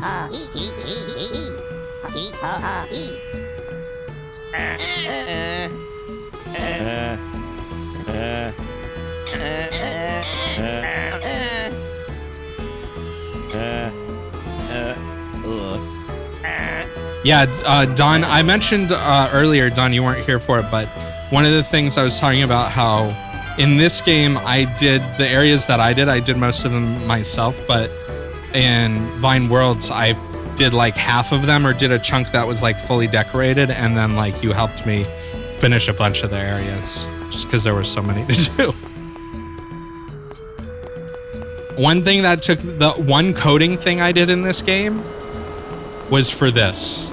The one piece of code, the one script that's in this game that I wrote is a script that does the audio and fades in and out the audio for the for when you go into the desert, and it turns you around, and then it stops it as soon as you teleport. Yeah, Neri, you probably did have to fix it. Whatever. And we got some people standing on the hitbox over there. Huh? Yeah. Yeah, I'll show... it's kind of hard to get to. I think I made it intentionally a lot more difficult to get to.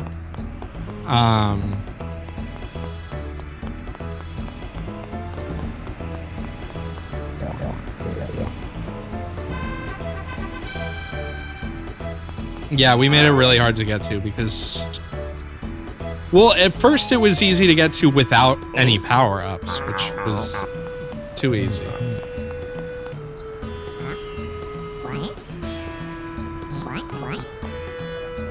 I love the art for these characters. These were, I think, 8-bit, right? Did these? 8-bit Beetle.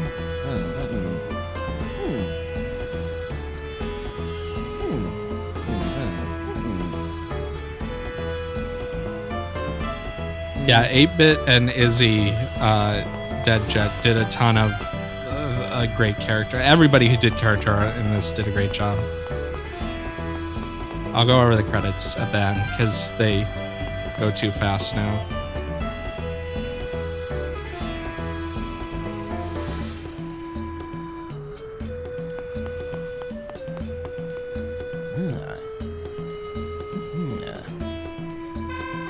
They go fast for a reason. Why do they go fast? They go fast for everyone, though. Apparently, they go fast for everyone.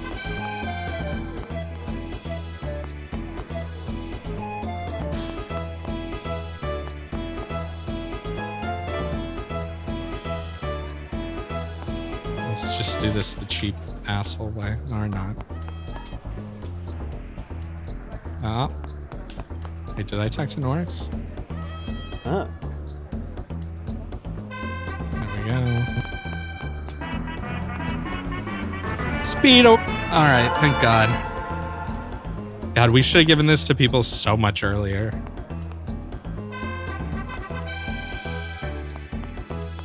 Alright, let's see, where's that stupid ass Fiona? Stupid ass. I want to play this like I'm playing Hollow Match and Bunny Hop.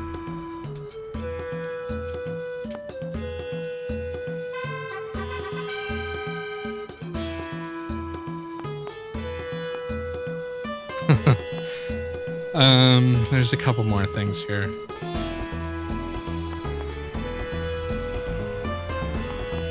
There's Sunny's little secret area.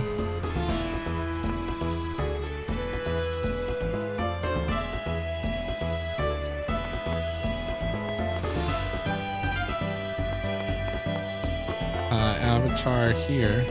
This one's especially thin. I think we fucked this one up. This was probably like one of the second things we imported with the cardboard. And I probably messed up and did it. Like, for some reason, that one is way thinner than everything else.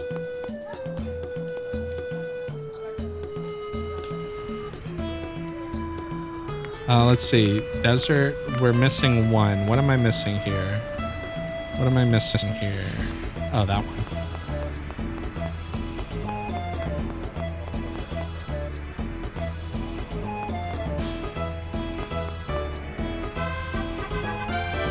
These assholes.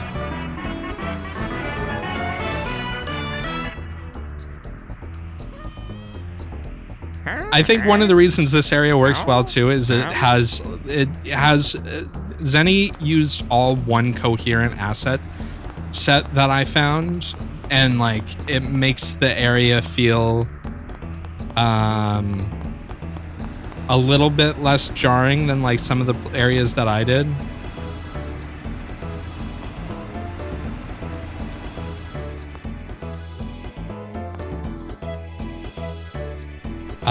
Yeah, I don't have... I'll come back when I get the super jump. So last area is the Vine Toad Kingdom, which Bark did. Yeah, I don't know why the NPCs are juddering again too, especially if you reset the server.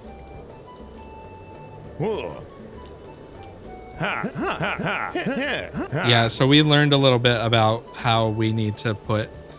There were a couple of NPCs where we did this, where we put like the text like way far away from them. I think because we assumed a lot of people would play in third person, but then I think in Vine Worlds, there's only one NPC where we really messed with where the text is. Oh, thanks for the host, Doug. Nay. Nay. Yeah, you got the fucking horses. E. The voices, the pitched up voices. Nay. Nay. Nay. Nay. Nay. Nay. Nay. Nay. Nay. Oh, thanks, Desert. How am I supposed to know?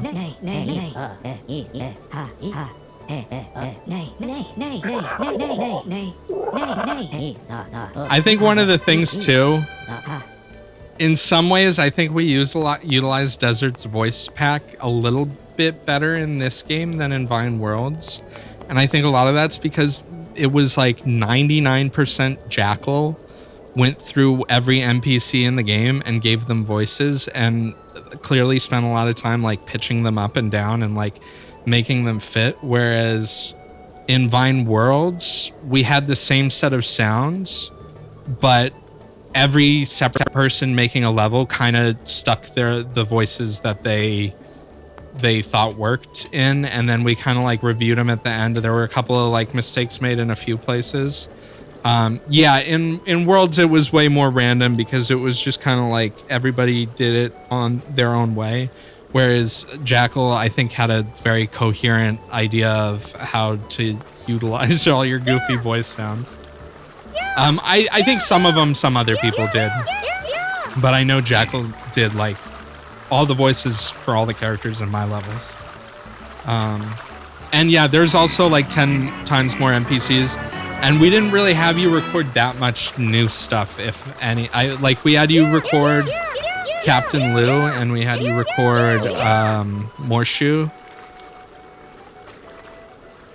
And yeah, I think, and also I didn't, like, they weren't all like labeled the same for Vine Worlds. And I think people, yeah, it was just a lot to go through. And it wasn't like characters in like the same character in different places had pretty much the right voices, but it was just like I don't think we spent a lot of time like pitching stuff up and down for unique characters and like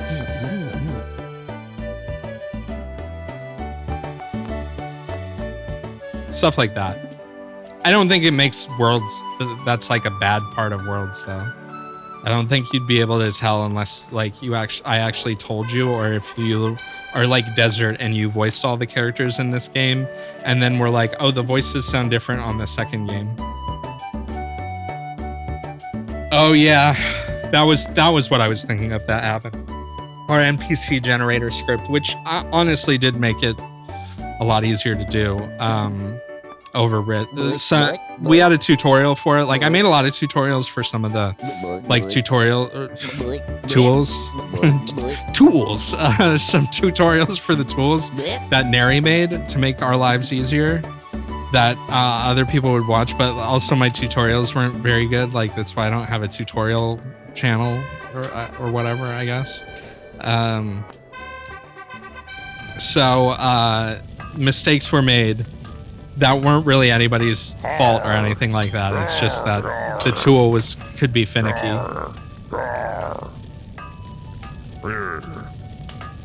There's a Mario RPG reference right there.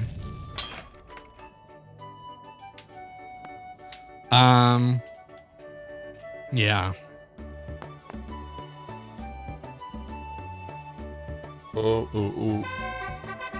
Originally, Fred, okay, so I'm sure some people know this, but originally when this game launched, I didn't have dialogue before. I didn't have voiceover for Fred. I had asked the streamers a bunch of times to record it, and not everybody had like seen the messages, and some people got me voice recordings really late. And for Vine Worlds, we just avoided that by just ripping some voices from streams.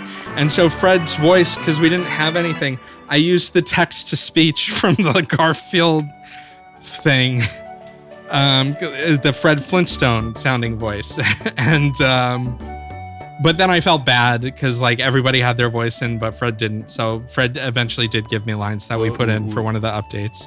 And yeah, for Joel's, he recorded like Joel sounds to do banjo sounds, but in the folder was also just this audio file.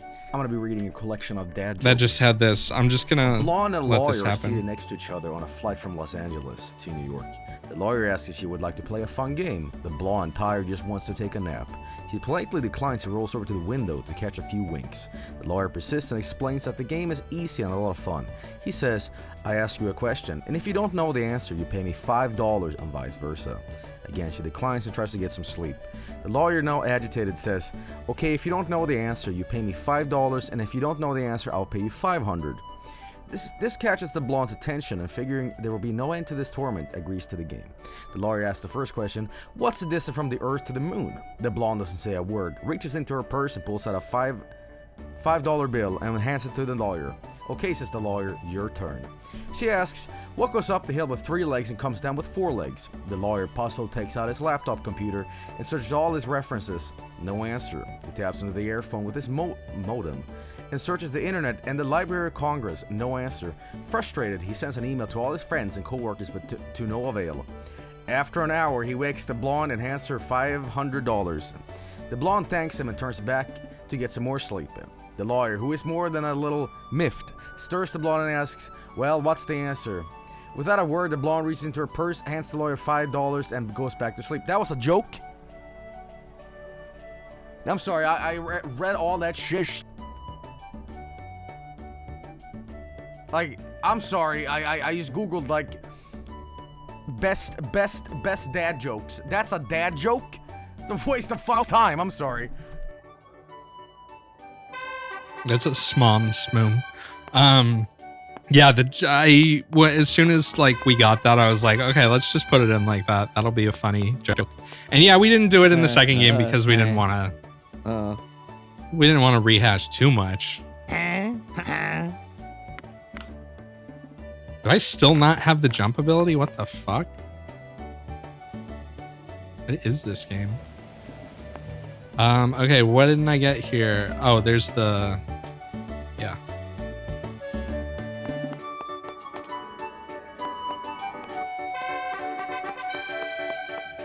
Yes.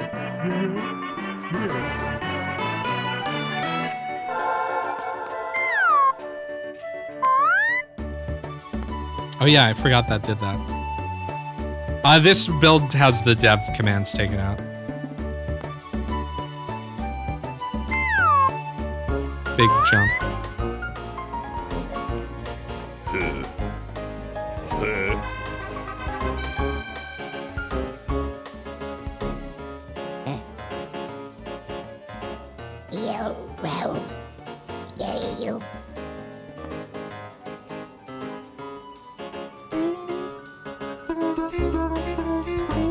McClunky's voice is fucking weird.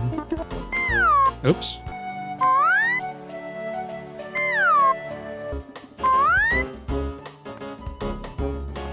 We are not making any more games. No, sorry. Something happened with the lighting in here too. This doesn't look like how it did at launch, I don't think.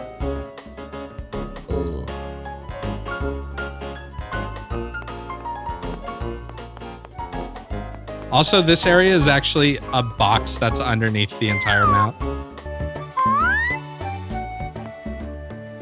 Okay, there's Hitomi Fujiko. I'm missing 2 now. Let's see, which 2 did I not get? I missed one over here.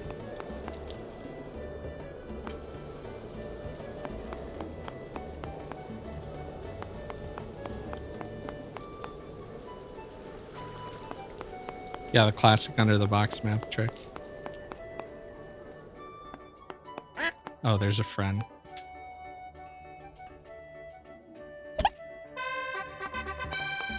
Varg friend 1. Friend was still a relatively new novelty at the time, I feel like, when this came out. Then there were billions of friends in the next game. It's probably from one of the vendors, if I were gonna guess.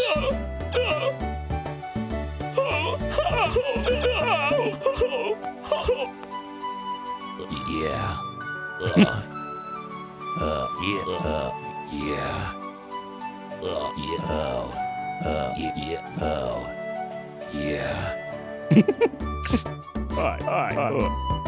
That's the voice that we used for Desert in the second game. He sounds like Joe Swanson or whatever the fuck his name is. This guy's selling copies of Vine Realms. That's Jackal's voice. Did the Flower Girl have an emote? Yeah. Okay, that's everything. Now we can go to the dev room.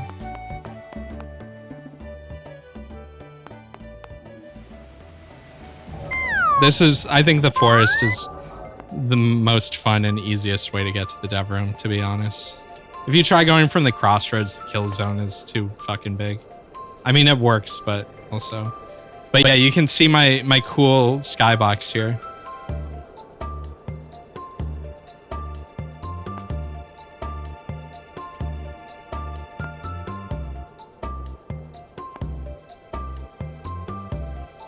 You can see my palette that I used when designing the forest too. Yeah, the swamp, it's pretty easy to get to the dev room also. I think we kind of purposefully made one of the hardest places to get to the dev room the one place where you actually like see the emote show up. Yeah, to get to the dev room in this one, you just have to fall off the world anywhere pretty much. Where we didn't put a kill box, an obvious kill box. But in the second game, like the dev room is like a specific place outside of the bounds.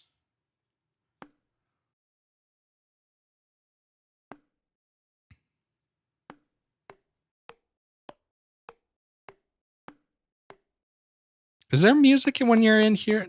No, there isn't music when you're in here in other areas. I'm surprised no one else has shown up in here. Or maybe I can't see them because they're getting cold out. No, there's just no one in here.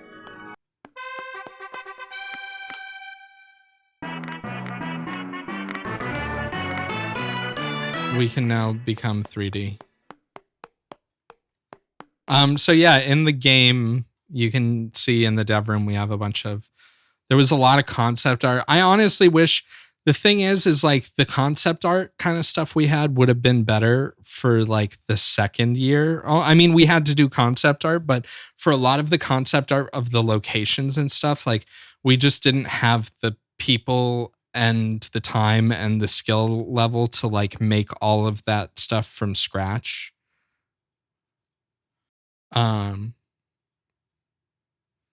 We had voice for you though, Imakuni. I forget where we got it. I think we either you did record something and you don't remember it, or we ripped it from something, but you have a voice, I think. I don't remember. But yeah, I mean, a lot of the character art, concept art, you didn't record anything. Then we either ripped something or we just used Jackal's voiceover. I don't remember. We either ripped something or yeah, we had something. But yeah, like some of the stuff like Bark had planned out, like he actually planned out his design of his like areas pretty well. Compared to like what I did, which was basically like drawing on a map.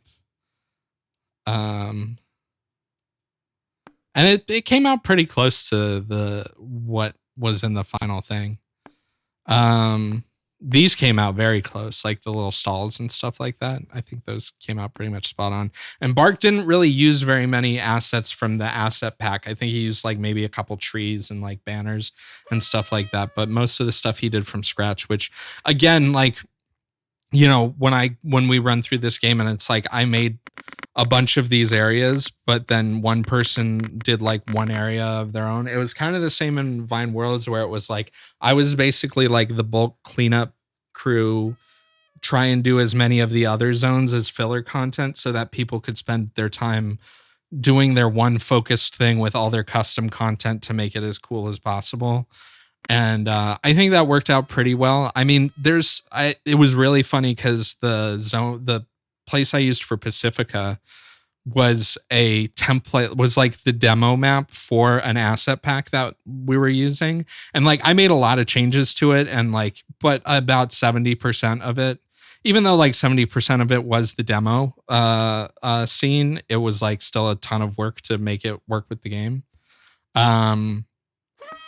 But it was funny because Vinny played a game not that long ago. It was like 3 weeks ago or something. It was like this like really shitty like anime girl game in Unreal Engine 3, and the Pacifica demo map was in that game, and it looked so bad. It was hilarious how bad it looked, but it was like you could see how much I changed and how much I didn't. And like that, this game doesn't have anything that was like a demo template that was edited. It was just like using assets pretty much.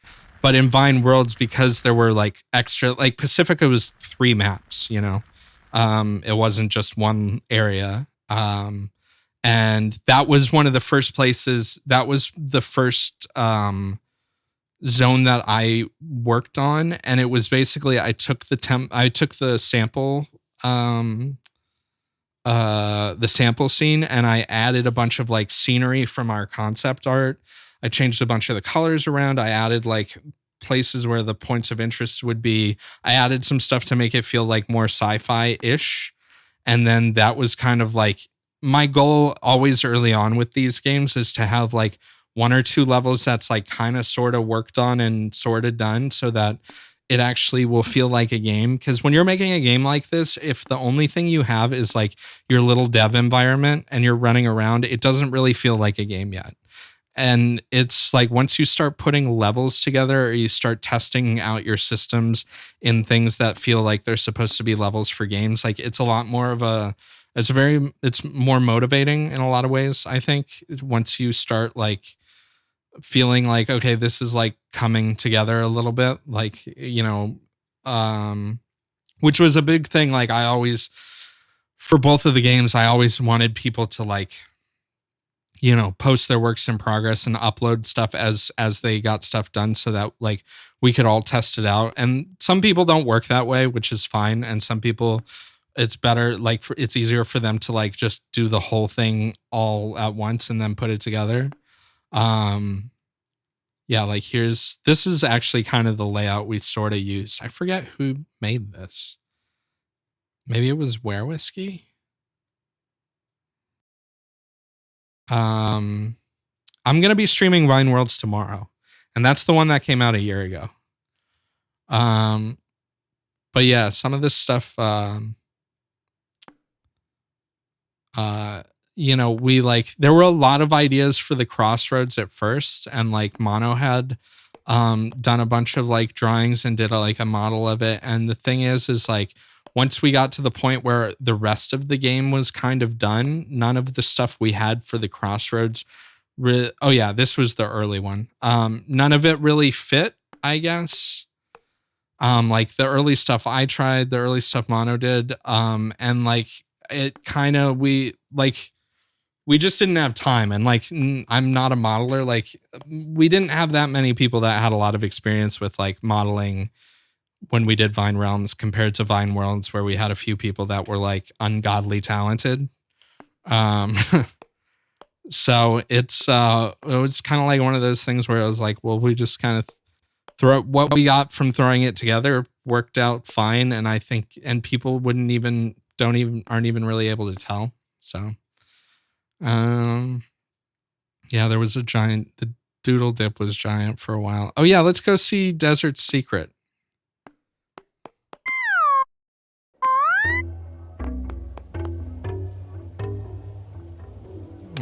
If I can get into it.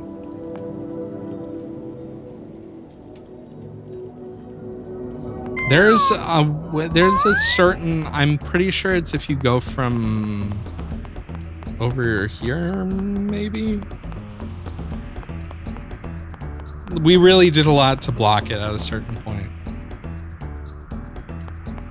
I think one of these has like no collision too.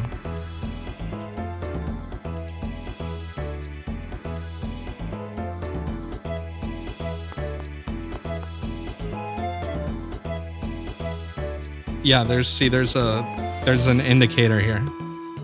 This isn't the secret. The secret is wait, maybe not.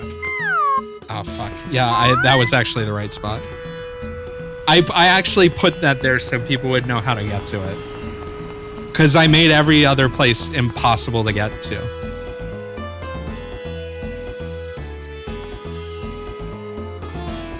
Yeah, it was too easy to get to when we first launched it, and it was one of the patches that I added this. But I'm pretty sure, yeah, you just jump like that.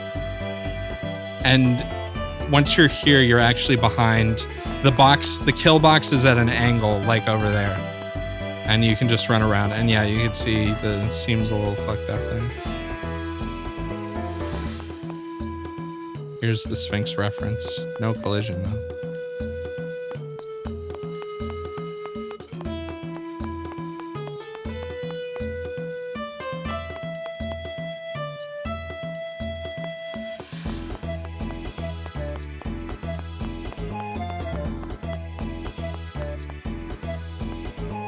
Here we go. Here's the seat. Because Desert just kept on trying to go out of bounds and like go up on top of the pyramid every time we did a test build. And then we put this. Desert, did you actually draw this? Forget.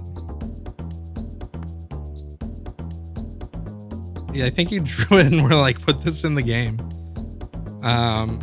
Yeah, there's a few, like I mean, I could show it. I don't want to show someone else's entire video. If you look up the speed runs for this game, the fastest speed run, like there's some like, they break the fuck out of some of the levels. Also, this is kind of weirdly distorting. Whoa. Whoa. Bro.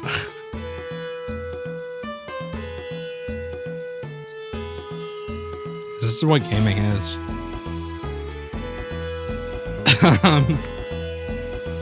Let's see. I can maybe find.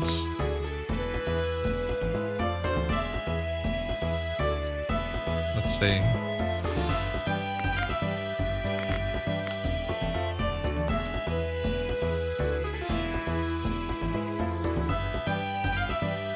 Desert Pep.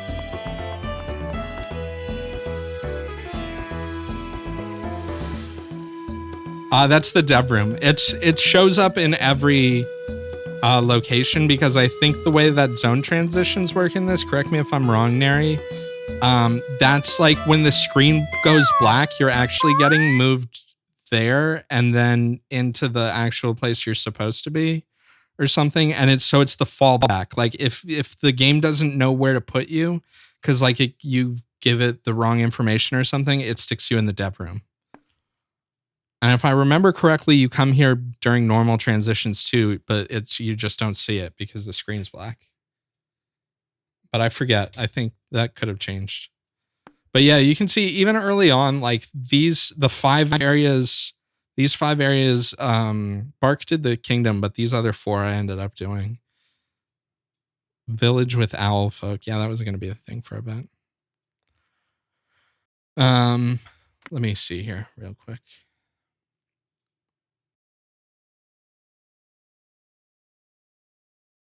I just want to show you guys how like broken the cave was.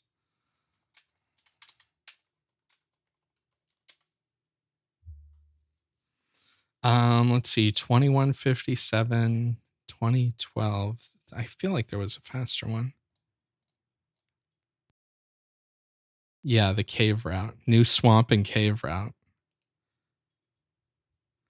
This is this person's JXK46 on YouTube. I'm not going to show the whole thing. I just want to show you the part in the swamp and the cave, because those were the most fucked up parts.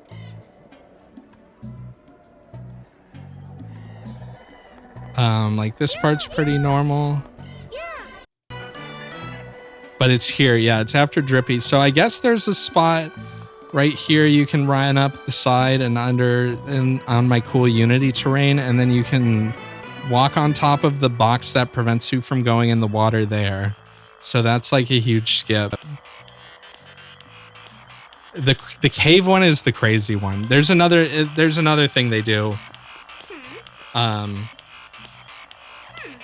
Also, I'm pretty sure they do a thing where if you increase the FOV, you can talk to NPCs from further away. That they do. Yeah, they do some weird shit to get behind some things that are supposed to keep you out of this area. And like most of these don't, like a lot of those mushrooms don't have hitboxes, but some do. But yeah, they skip basically, there's a whole part that you don't really need to go to after you talk to the Shroom Village. We probably could have executed a little bit better here. Critiquing this person's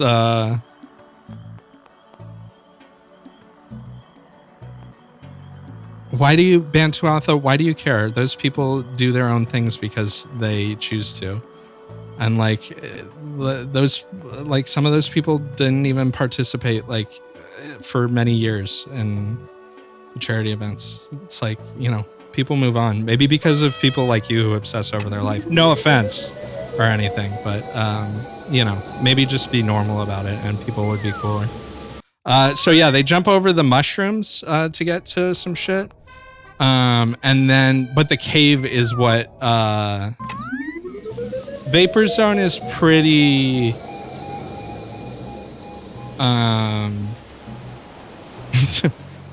Vapor Zone is pretty, I think, straightforward because they get the speed up. Like their routing for this specifically was to get the speed up once they got to the Vapor Zone.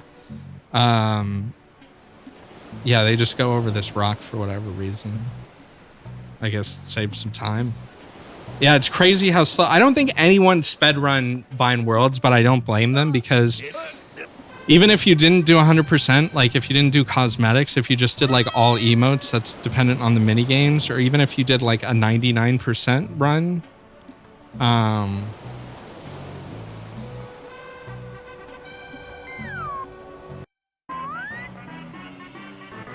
I think they get speed up like pretty soon after they get on here. But yeah, I think trying to speedrun Vine Worlds would be pretty hard because I think there were a lot of there are shortcuts people figured out, but I think we made that game by like locking areas behind the amount of emotes you have and stuff like that.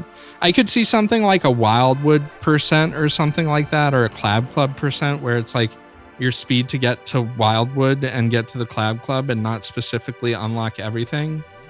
Well,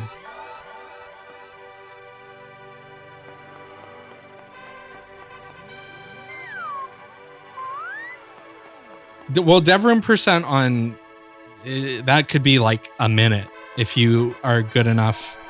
If you're lucky enough to get the Pagona, that would be so that would be very high on the RNG scale. Because can't you? I think you can even glitch the Pagona out of there without unlocking the actual desert area. Maybe not. I forget. I think it depends a little bit on your RNG of if the physics get weird, because I'm pretty sure there are times you can load up that zone and the physics engine will just like cause the round boy to roll out of that room and it'll just show up in the hub. I don't think that ever got changed or fixed. Did they forget an emo? Yeah, so they have speed up at this point. Let's go to the cave, because the cave is where it's at. This is like the most badass ending to this speed run too.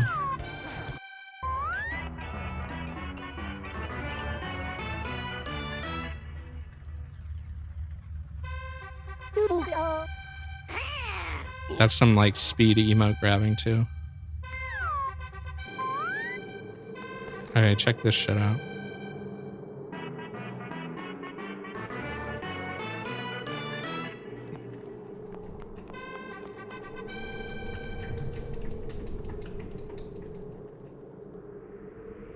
I think they're looking for Smile Ghost.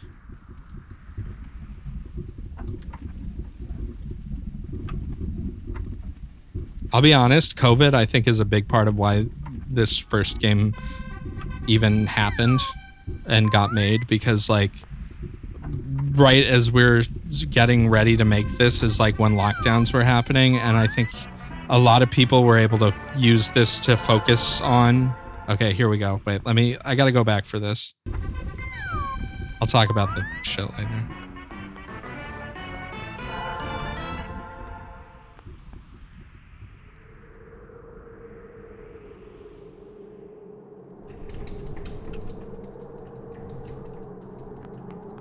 So they just jumped through the ceiling to get to this emote.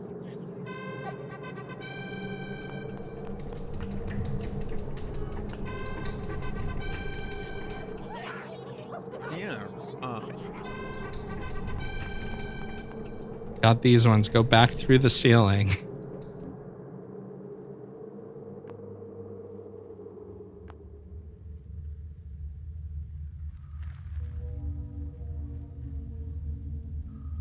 Go and get this. And then I think they like...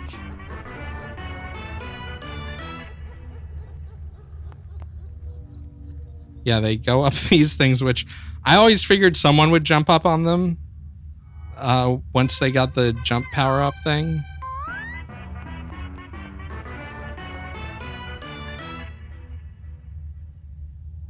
But yeah, they talk to Zot, I think, and then there's this... They jump out of bounds here to go to the dev room.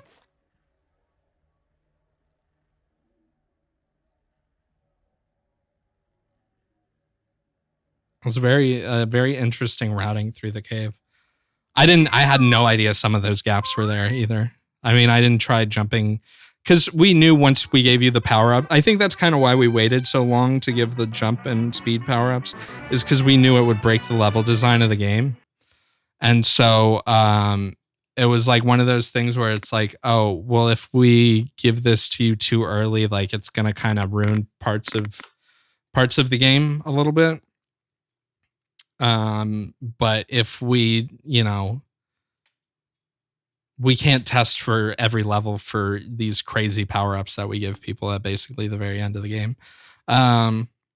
But yeah, I think COVID had a lot to do with how this game actually getting finished in the time that it did, because everyone kind of didn't know what was going on at the time. And everyone, I think some people had more trouble because of COVID working on a project like this, because they were stressed and worried about what was going on, which is totally understandable. But for other people, like I know, especially for me, it's like I didn't have anything else to focus on or do or anywhere else to go. So it was like this was this and the other planning bullshit for the charity event was everything I did for 6 months. And I think for Vine Worlds, things had gotten to a little bit more normal, but it was still like, I think people had more free time and were a little more bored and wanted like, ways to escape a little bit.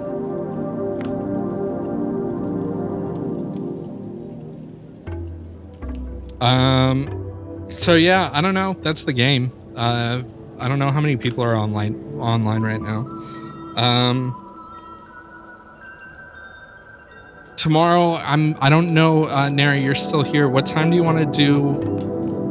Because I'd like to play Vine Worlds and run through it a bunch tomorrow and then do the behind the scenes thing, maybe?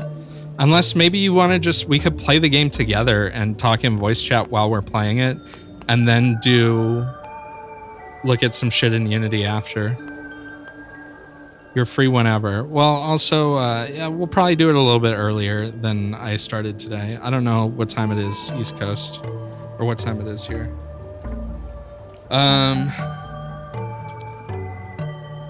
So explain to me the credits.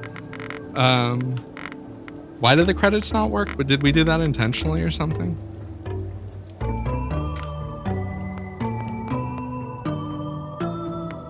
Yeah, I normally stream in the middle of the night because that's when all the Twitch police are sleeping. Right, Twitch police. No Twitch police here. You legally have to say if you're in my chat.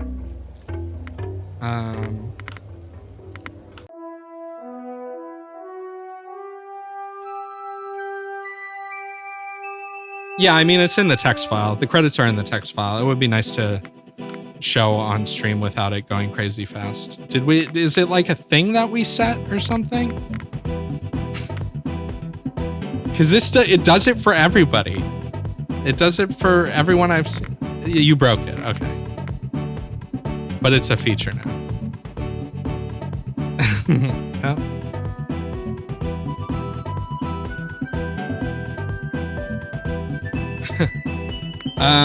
Yeah, so that's Vine Realms. A lot of people worked. I'll show the credits here. I don't know what to expect for the behind the scenes thing tomorrow. I mean, I guess I really haven't talked about that game a lot on stream. Here are the people that did things. This doesn't include playtesters, which it should. I got the wrong screenshot, but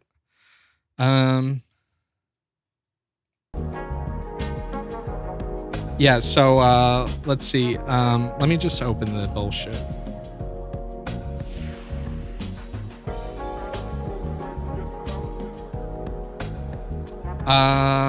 Where am I? Can you guys see your hands right now?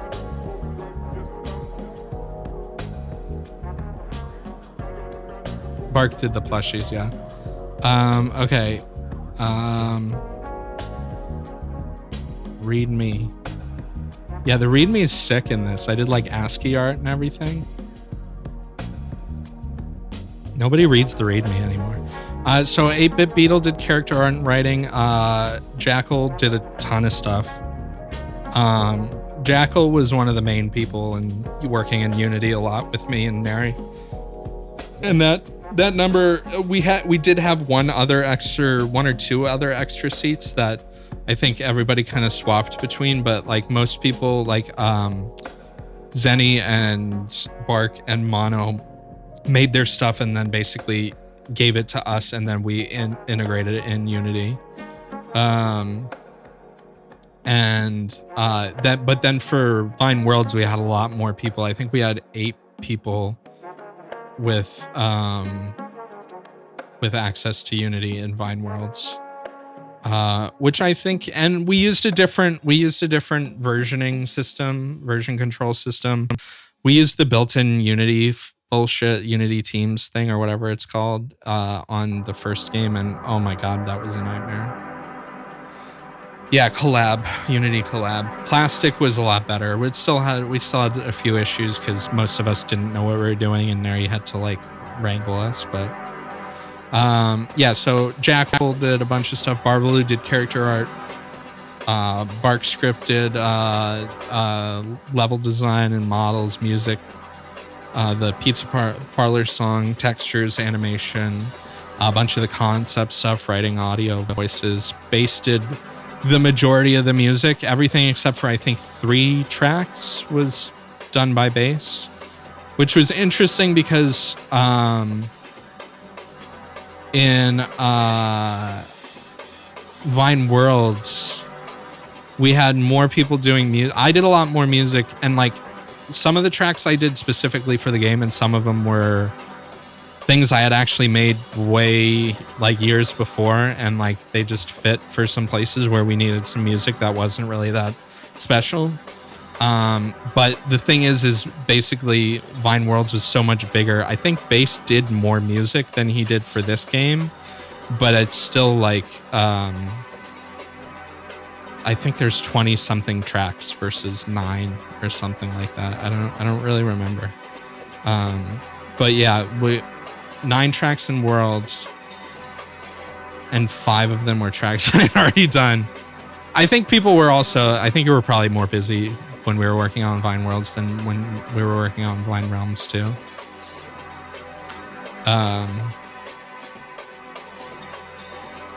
Four actually. So yeah, other people, let's see. A lot of these people worked on Vine Worlds too. Not all of them, but some of them did.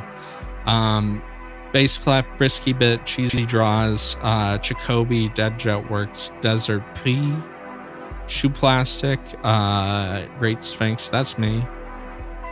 Lenny Gray, Mr. Q, Neri, Peppermint Bubble, Putuk, Salamiaki, Scootlay, Shangwin, Skinny Mario, Sofino X, Soviam, Mono, Ware, Zenny, and then the streamers. And then testers, I don't know if anyone in here, so it's Brisky Bit, Ware Whiskey, Desert P, Shoe Plastic, Gearmatic, Joel. Joel actually did a lot of testing, so did Desert. Mr. Q, Pure Deer, Sarah V's, Scootlay, Bass Clef, Gamer Fuji, Zenny Cobalt, Soviam, Cheesy, 8-Bit, Norix, Skinny, and yeah, those were all our playtesters. A lot more people worked on Vine Worlds. That's still a lot of people for Vine Realms. But it's kind of crazy the difference in the scale between the two games. Even though we did reuse a lot of things. Some things like Neri rewrote a ton of shit from scratch that honestly probably didn't need to be rewritten, but the game is much better for it. Like the character controller, like we could have just used the one from the first game and like, you know, changed a few things, but like Neri redid it from scratch and it's much better because of it. That's a lot of the reason we could do some of the more interesting things that we did with like, you know, like double jumping and quad jumping and like having like better animations tied to like your velocity and stuff like that. And the entire cosmetic system, which I don't want to get too much into Vine World stuff. We can talk about that tomorrow. Because that happened pretty late. We talked about it early on, but we didn't know if we could actually make it work. Which if you submitted stuff, you probably remember that like I posted about it on Reddit and the Discord for people to submit stuff like a month or so before the charity. I think it was like almost exactly 30 days or like 4 weeks or something like that. And we gave you like 2 weeks to submit stuff.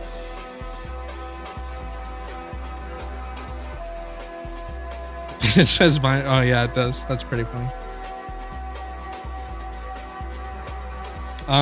Yeah, I mean, I do think, I mean, not to toot our own horns here, but for a game that's like 70% asset flip or so, I'd say it's a really good asset flip, especially as a fan game. I do know a lot of people, it's kind of the kind of thing where you play it and you're like, this is barely a game, because it really is barely a game.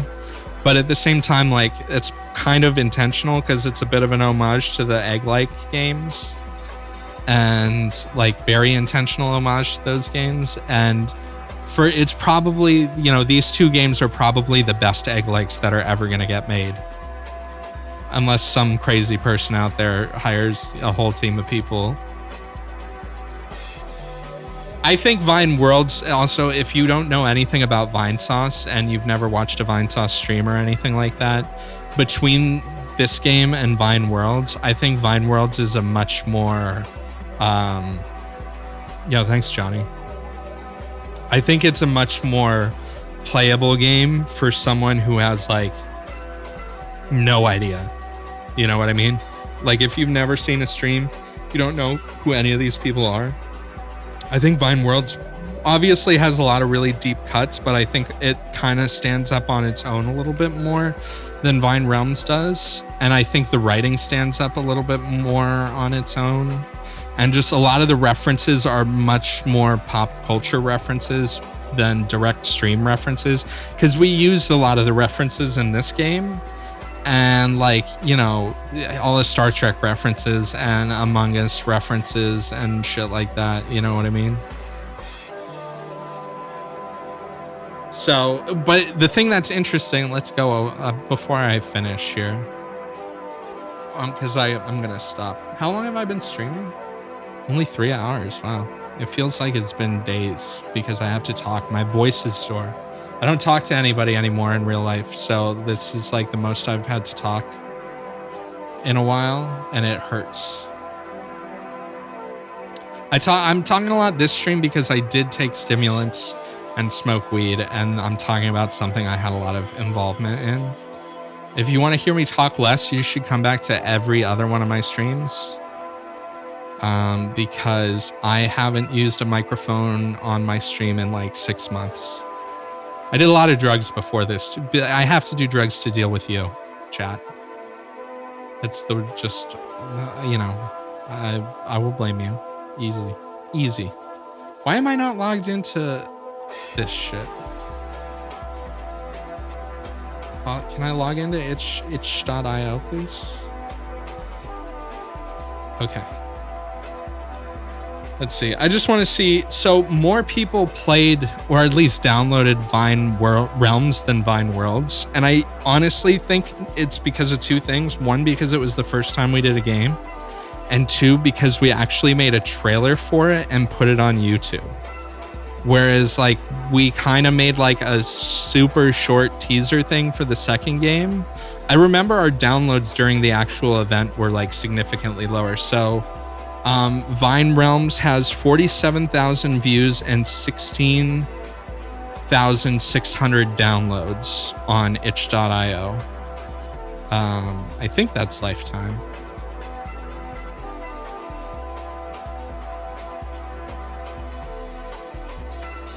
Yeah, that's lifetime.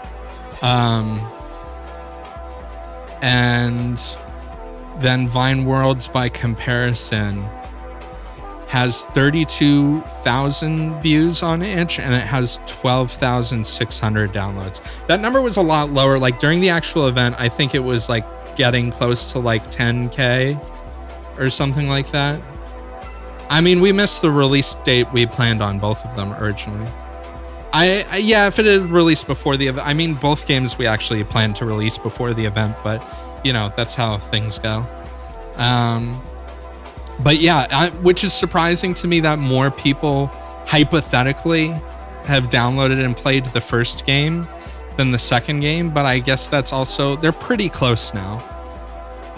But you know, the second game was just like so much better. I was expecting it to be like significantly more numbers, but yeah, the event ended up being a little bit more restricted and we did delay the event. But yeah, a total of 29,000 downloads between both games, which is really good, you know, and I think we still get a lot of daily downloads, and I think people maybe are confused by these games because I think Vine World still shows up as one of the top multiplayer games on itch.io. And so people probably downloaded it and are like, where the fuck is everyone?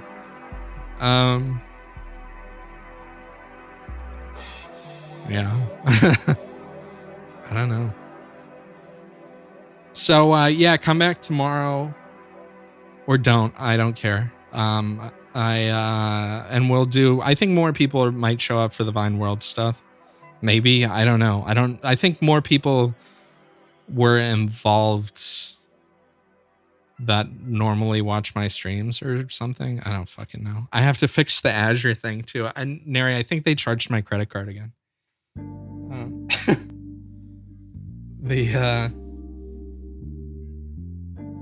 This almost sounds like the underwater lab music from Vine Worlds. Yeah, Gondol's in the Gondol and Star Trek. Yeah, I have to contact Microsoft. I'll do it some other time. I don't really care that much if they charge me for 1 month or whatever. There's no there's like no, the only Star Trek reference is the ship.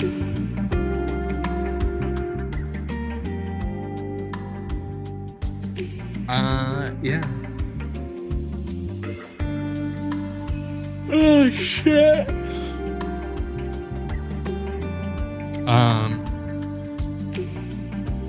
So thank you, I guess, for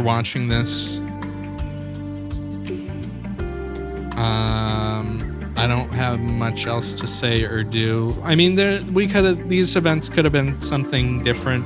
I didn't expect a ton of people. I didn't expect like a full server for either of these days, but you know, whoever shows up, it's cool. I hope you enjoyed getting a chance to play it with some other people online and enjoyed the games for what they were. And if you worked on the game and you're here, I really appreciate you putting up with me. Because let's be real, I'm not always the nicest person to work with, and I don't use that. I'm not trying to use that as an excuse for how things get done, but you know, sometimes it's one of those things where it's like you just need to pick a direction and do it. And I know there were some times where I was probably not nice about those things. And I'm much nicer working on these games than I am in the kitchen. So just be happy you never had to work with me in a kitchen.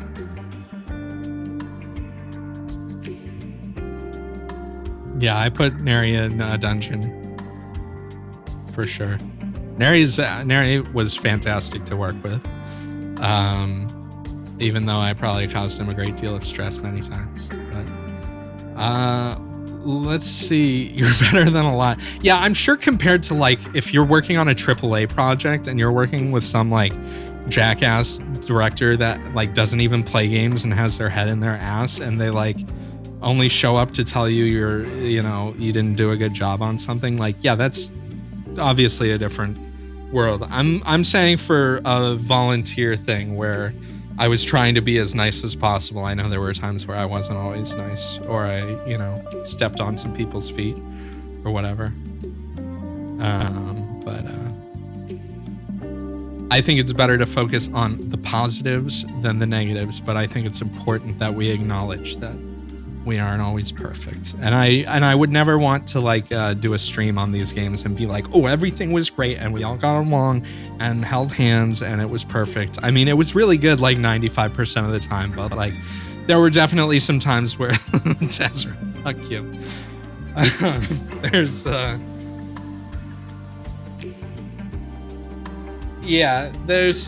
It's hard to like, there were a lot of people that signed up and joined and like then didn't have nearly as much time to like work on the game as they thought they would. And I know the instant thing in that is like to feel bad that you weren't contributing, but like everyone who contributed anything, no matter how big or small it was, whether it was like one line of dialogue or like one idea, like it all adds up to make the final game regardless. So, even those ideas that we completely tossed are still in there, or they come back in some form or something like that. So I think in general, I'd like to think or hope that the majority of people involved with not only the charity events, but these games have positive memories thinking back on them. But,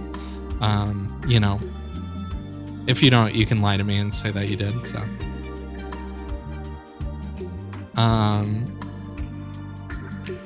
I appreciate everyone who's also said that they'd like to help with future projects and stuff like that. I'm gonna tell you, it's been tweeted before that for the time being, like Variety Hope isn't doing another big charity stream like this again for the foreseeable future.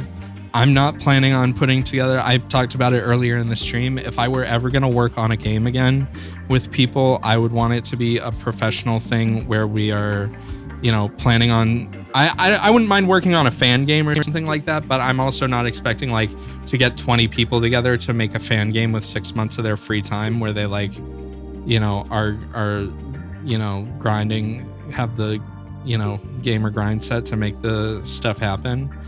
And there might be some charity stuff in the future.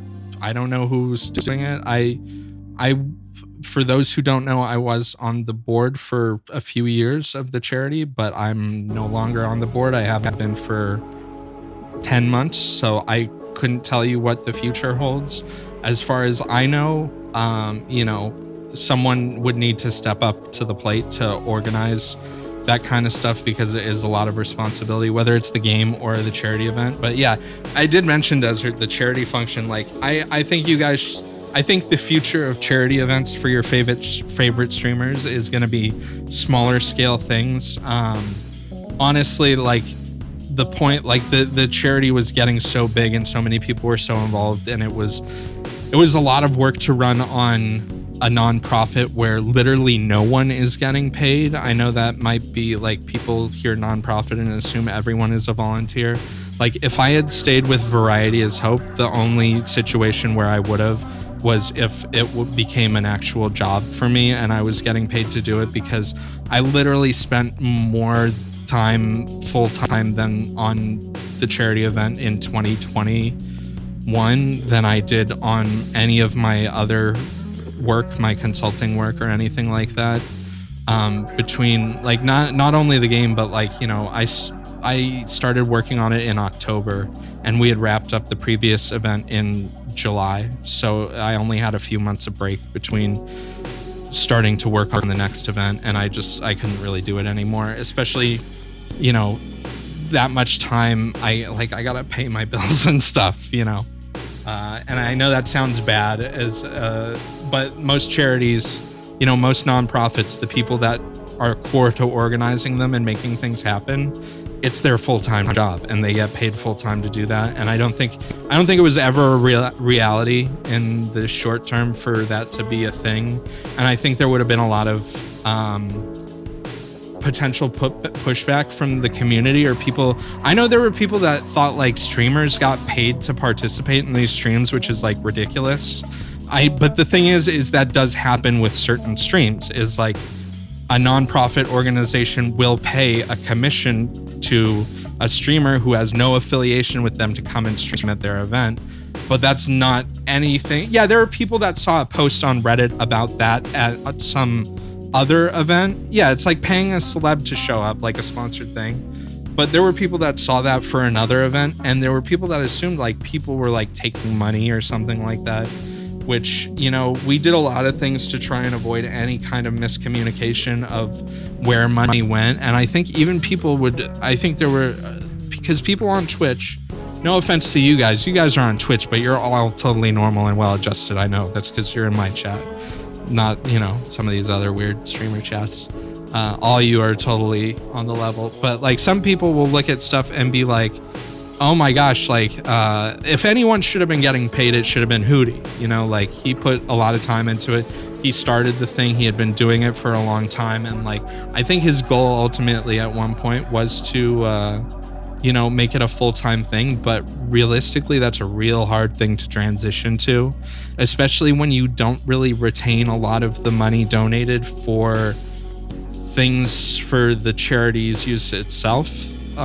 You know, I think pretty much all of the money, not pretty much, literally all of the money that was ever donated during the Variety's Hope went to Pediatric Cancer Research Foundation. It was like we did the Halloween stream, which was raising money specifically to pay the charity's bills, because like we have a budget and stuff like that.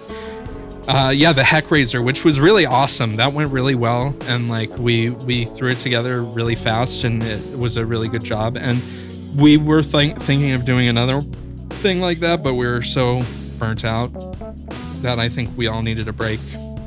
And that was the thing, is if it's becoming a thing where people are getting burnt out after every single event, you can't just like keep on bringing in new people or stuff like that. You know, I'm still kind of sad that there was no event this year, and that, you know, but at the same time, I think it was for the best, because they were just getting too big and it was too much to manage, and the organization of it all was like, you know, it's all online. I think if we had an office somewhere and we were able to sit down and talk about things, I don't know, Sharkadiles. Hootie tweeted about his personal stuff has come up. That's why there isn't one this year, and we haven't planned one this year. Possibly in the future. I mean, as far as I know, I haven't been involved for 10 months now, but as far as I know, you know, Variety's Hope still exists as a nonprofit, but I think that a lot of what the stream, like Vinny did a charity stream recently just on his own, and I think people liked that a lot and worked out great. And you know what, it wasn't 6 months of extreme stress for me, which was cool, and a lot of other people. I mean, I'm thinking about me here, but yeah, because I'm still like, I don't know. I'm getting into weird shit I probably shouldn't talk about on stream, but I don't really care. But like, I have an autoimmune disease, and I've had one for a long time, and I take medication for it, and normally the medication works fine. But like, when I have a lot of stress or other stuff, it can kind of like overcome it. And when I was working on Vine Worlds, I started to get really sick, and like my medication stopped working, and I always kind of assumed like, it's just the stress, and I'll get better once the stress goes away and I'm not working on the game. And I haven't gotten better, and there isn't new medication for me to take, and I'm still like a year later, I'm worse than I was when I was working on the game. But yeah, I just like have deteriorated since then. So if you're wondering why I don't like stream normally and shit like that, and like do all this shit, is because and sorry to bum people out, but like, I'm too depressed to want to talk on stream a lot of the time. I don't really want to stream and be a downer, you know what I mean? And like, most days are downer days for me, and that's why I just like, we watched if people here are only here for Vine World, sorry to drop this on you, but a lot of people are here that watch me regularly, and I have streamed almost like every day for the past 6 months or 7, probably more, with only like a few days off here and there. But like, we just watch dumb chef shows and talk in chat and stuff like that, and you know, that's been the easier thing for me. I don't know what my plan, like, it's fun. This stream was fine. It wasn't that hard for me to like talk or anything like that, but you know, I just want to chill out sometimes, and honestly, I really don't want a lot of viewers in my chat. I want, like, you know, enough people that are tolerable. And yeah, like, a lot of times I'm just too tired. Like, when I normally start streaming is like when I want to play a game or something, but I'm like, I'm not too tired to play a game or watch something, but I am too tired to like bullshit with chat right now, you know? But I don't think I've ever like, I don't really try and put on an act for my streams. I just, you know, it's how I am. Unfortunately, because I probably say shit that I shouldn't or whatever. Anyway, how long did that was an extra 18 minutes of bullshit that like literally didn't need to be talked about for this stream. We can just trim that. I am gonna be doing some like a Sphinx Zone stream. If you guys have never seen like any of my weird like video glitch stream stuff, I've finally kind of got my setup done for that stuff. I got like a really nice upscaler I got a really nice downscaler and a really nice upscaler, so that basically I can take stuff from my computer and I can put it through my analog video glitch stuff, which is all like standard low resolution, but then it gets upscaled back up to 1080p, and it looks really good now, compared to like when I was doing it before and experimenting with it. And there's more effects. I have more stuff coming. And I have to unlock the full version of Touch Designer too. Yeah, I sent one piece of gear to someone to get circuit bent, and then I bought another thing that's coming soon. That's just, I didn't send them the gear, they already had it. So I have a couple of circuit bent pieces of gear coming. And yeah, it's hard just to, I have stuff I gotta finish for actual projects for people, but I also I have trouble getting inspired to or focused enough to do stuff, especially when I'm feeling sick. And like, I've actually been doing better a little bit recently because I got on a new medication that like doesn't really work, but it keeps things from getting worse, and like I've been able to sleep again recently. Yeah, VOD recording is on. I just have to set it to publish after I'm done.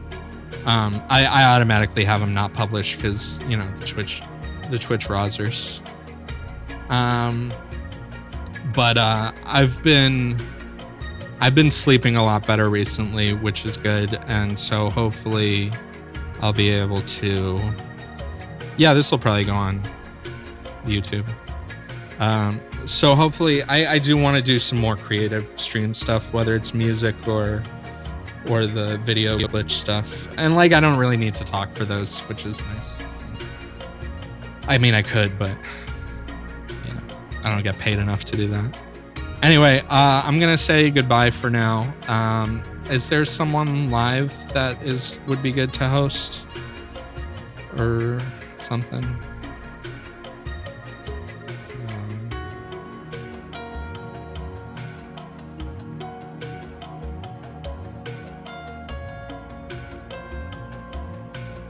Mike is live or Ross? Well, let me see if anyone else I follow is live. Not that I have a problem with either of them. Yeah, Dorb's live too, and so is Hacker and the Hungry. Yeah, you know what? Mike has. You guys know Mike. You can go watch Mike if you want. I'm just gonna host the fucking food channel. What are they playing on here right now? Maybe I won't if it's something shitty. Oh, it's the French Gremlin. Yeah, I'm gonna just host Hungry. Here's the music. All right, thanks for watching, all you strange people out there, and I'm gonna see you tomorrow. I'll try and start a little bit earlier tomorrow for the Vine World bullshit. And have a good one. Bye forever. And I hate you all. Never streaming again. Goodbye.